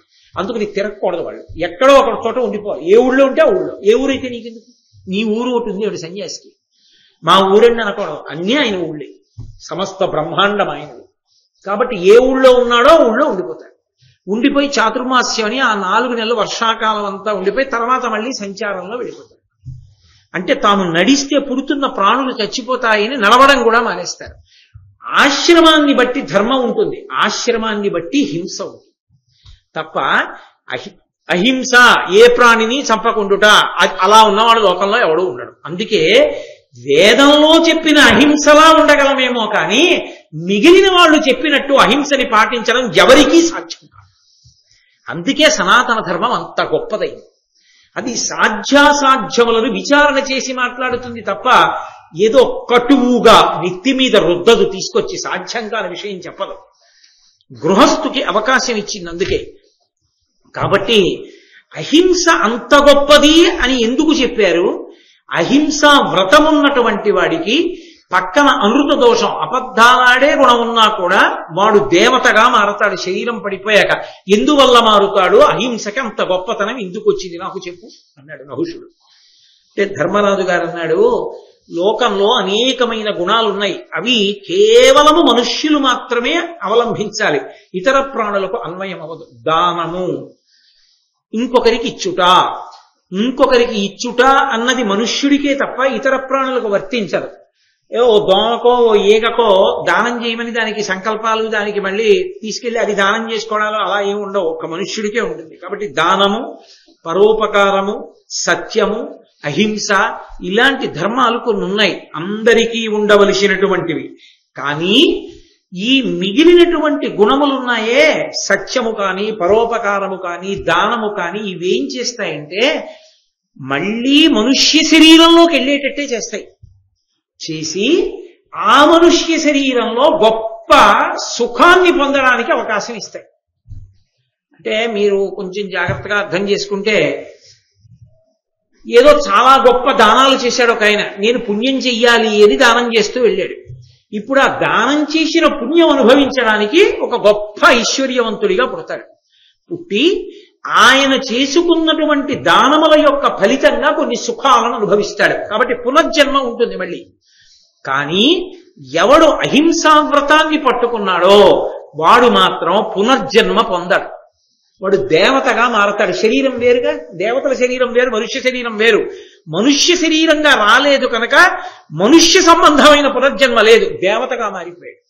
మారిపోయి దేవతగా ఉంటాడు. అంత శక్తిని ఇవ్వగలిగినటువంటి సామాన్య గుణం అహింస ఒక్కటే, ఆ స్థాయి మిగిలిన గుణాలకు లేదు. అందుకే అహింసావ్రతము మిగిలిన దోషములు కొద్దిగా ఉన్నా అహింసావ్రతం పట్టుకున్నవాడు అంత ఉన్నతిని పొందుతాడని శాస్త్రంలో చెప్పబడింది. అది కారణం అన్నాడు ధర్మరాజు గారు. వెంటనే విడిచిపెట్టేశాడు భీమసేనుడు. విడిచిపెట్టేసి, అద్భుతమైన జవాబులు చెప్పావయ్యా ధర్మరాజా, చాలా సంతోషాన్ని పొందాను, కాబట్టి నీ తమ్ముడిని విడిచిపెట్టానన్నాడు. వెంటనే నహుష చక్రవర్తిగా మారిపోయాడు. మారిపోయి, నువ్వు ఇన్ని విషయాలు విన్నావు, విన్న విషయాల్ని రాగద్వేషాలు లేకుండా శాస్త్రం చెప్పిన దాన్ని చెప్పినట్టుగా మనసులో పెట్టుకున్నావు కాబట్టే నేను ప్రశ్నలు అడిగితే చెప్పగలిగావు. నీ వంటి వాడికి చెప్పాలి, చెప్తే కూర్చో అని వేదాంత రహస్యాలు కొన్ని బోధించాడు. బోధించి నహుషుడు తన లోకానికి తాను వెళ్ళిపోయాడు. అప్పుడు ధర్మరాజు గారు సంతోషంగా భీమసేనుణ్ణి తీసుకుని మిగిలినటువంటి సోదరులైనటువంటి అర్జున, నకుల, సహదేవులు, భార్య ద్రౌపదీదేవి దగ్గరికి సంతోషంగా వెళ్ళిపోయాడు. మహాభారతంలో 2 ప్రశ్నలు, నహుష ప్రశ్నలు, యక్ష ప్రశ్నలు, ఈ రెండిటికీ జవాబులు ధర్మరాజు గారే చెప్తారు. ఇవి మనుష్య జీవితంలో ఉన్నతిని పొందడానికి కావలసినటువంటి సోపానాన్ని నిర్ణయించేసి చెప్తాయి. అందుకే ఆరణ్య పర్వమునందు ఇవాళ చెప్పినటువంటి ఘట్టం ఏదుందో ఆ ఘట్టాన్ని చాలా విశేషమైనటువంటి ఘట్టంగా లోకంలో భావన చేస్తారు. అంత గొప్ప ఘట్టాన్ని ఇవాళ పరమేశ్వరుడు నా చేత చెప్పించి నన్ను ధన్యుణ్ణి చేశారు, వినడానికి అవకాశం ఇచ్చి మిమ్మల్ని ధన్యుణ్ణి చేశాడు. ఆ పరమాత్మకి నమస్కారం చేస్తూ రేపటి నుంచి ఇంకా చాలా గొప్ప ఘట్టాలు నడుస్తాయి. కారణం ఏమంటే మార్కండేయ మహర్షి ప్రవేశిస్తారు. మార్కండేయుడి గొప్పతనం ఏంటంటే దీర్ఘాయుష్మంతుడు, కొన్ని యుగాలు చూసేశాడు. ఆయన మాట్లాడతాడు ధర్మరాజు గారి దగ్గరికి వచ్చి, రేపు సాయంకాలం 6:30 తిరిగి కలుసుకున్నప్పుడు వాటి గురించి చెప్పగలిగిన సమర్థతని కృష్ణ పరమాత్మ నాకు కృప చేసి చెప్పించుగాక అని ప్రార్థన చేస్తూ మంగళాశాసనపరై పదాచార్య పురోగమై సర్వైశ్చ పూర్వైరాచార్యై సత్కృతాయాస్తు మంగళం. మంగళం కోసలేంద్రాయ మహనీయ గుణాత్మనే చక్రవర్తి తనూజాయ సర్వభౌమాయ మంగళం. ఉమాకాంతాయ కాంతాయ కామితార్థ ప్రదాయిని శ్రీగిరీశాయ దేవాయ మలినాథాయ మంగళం.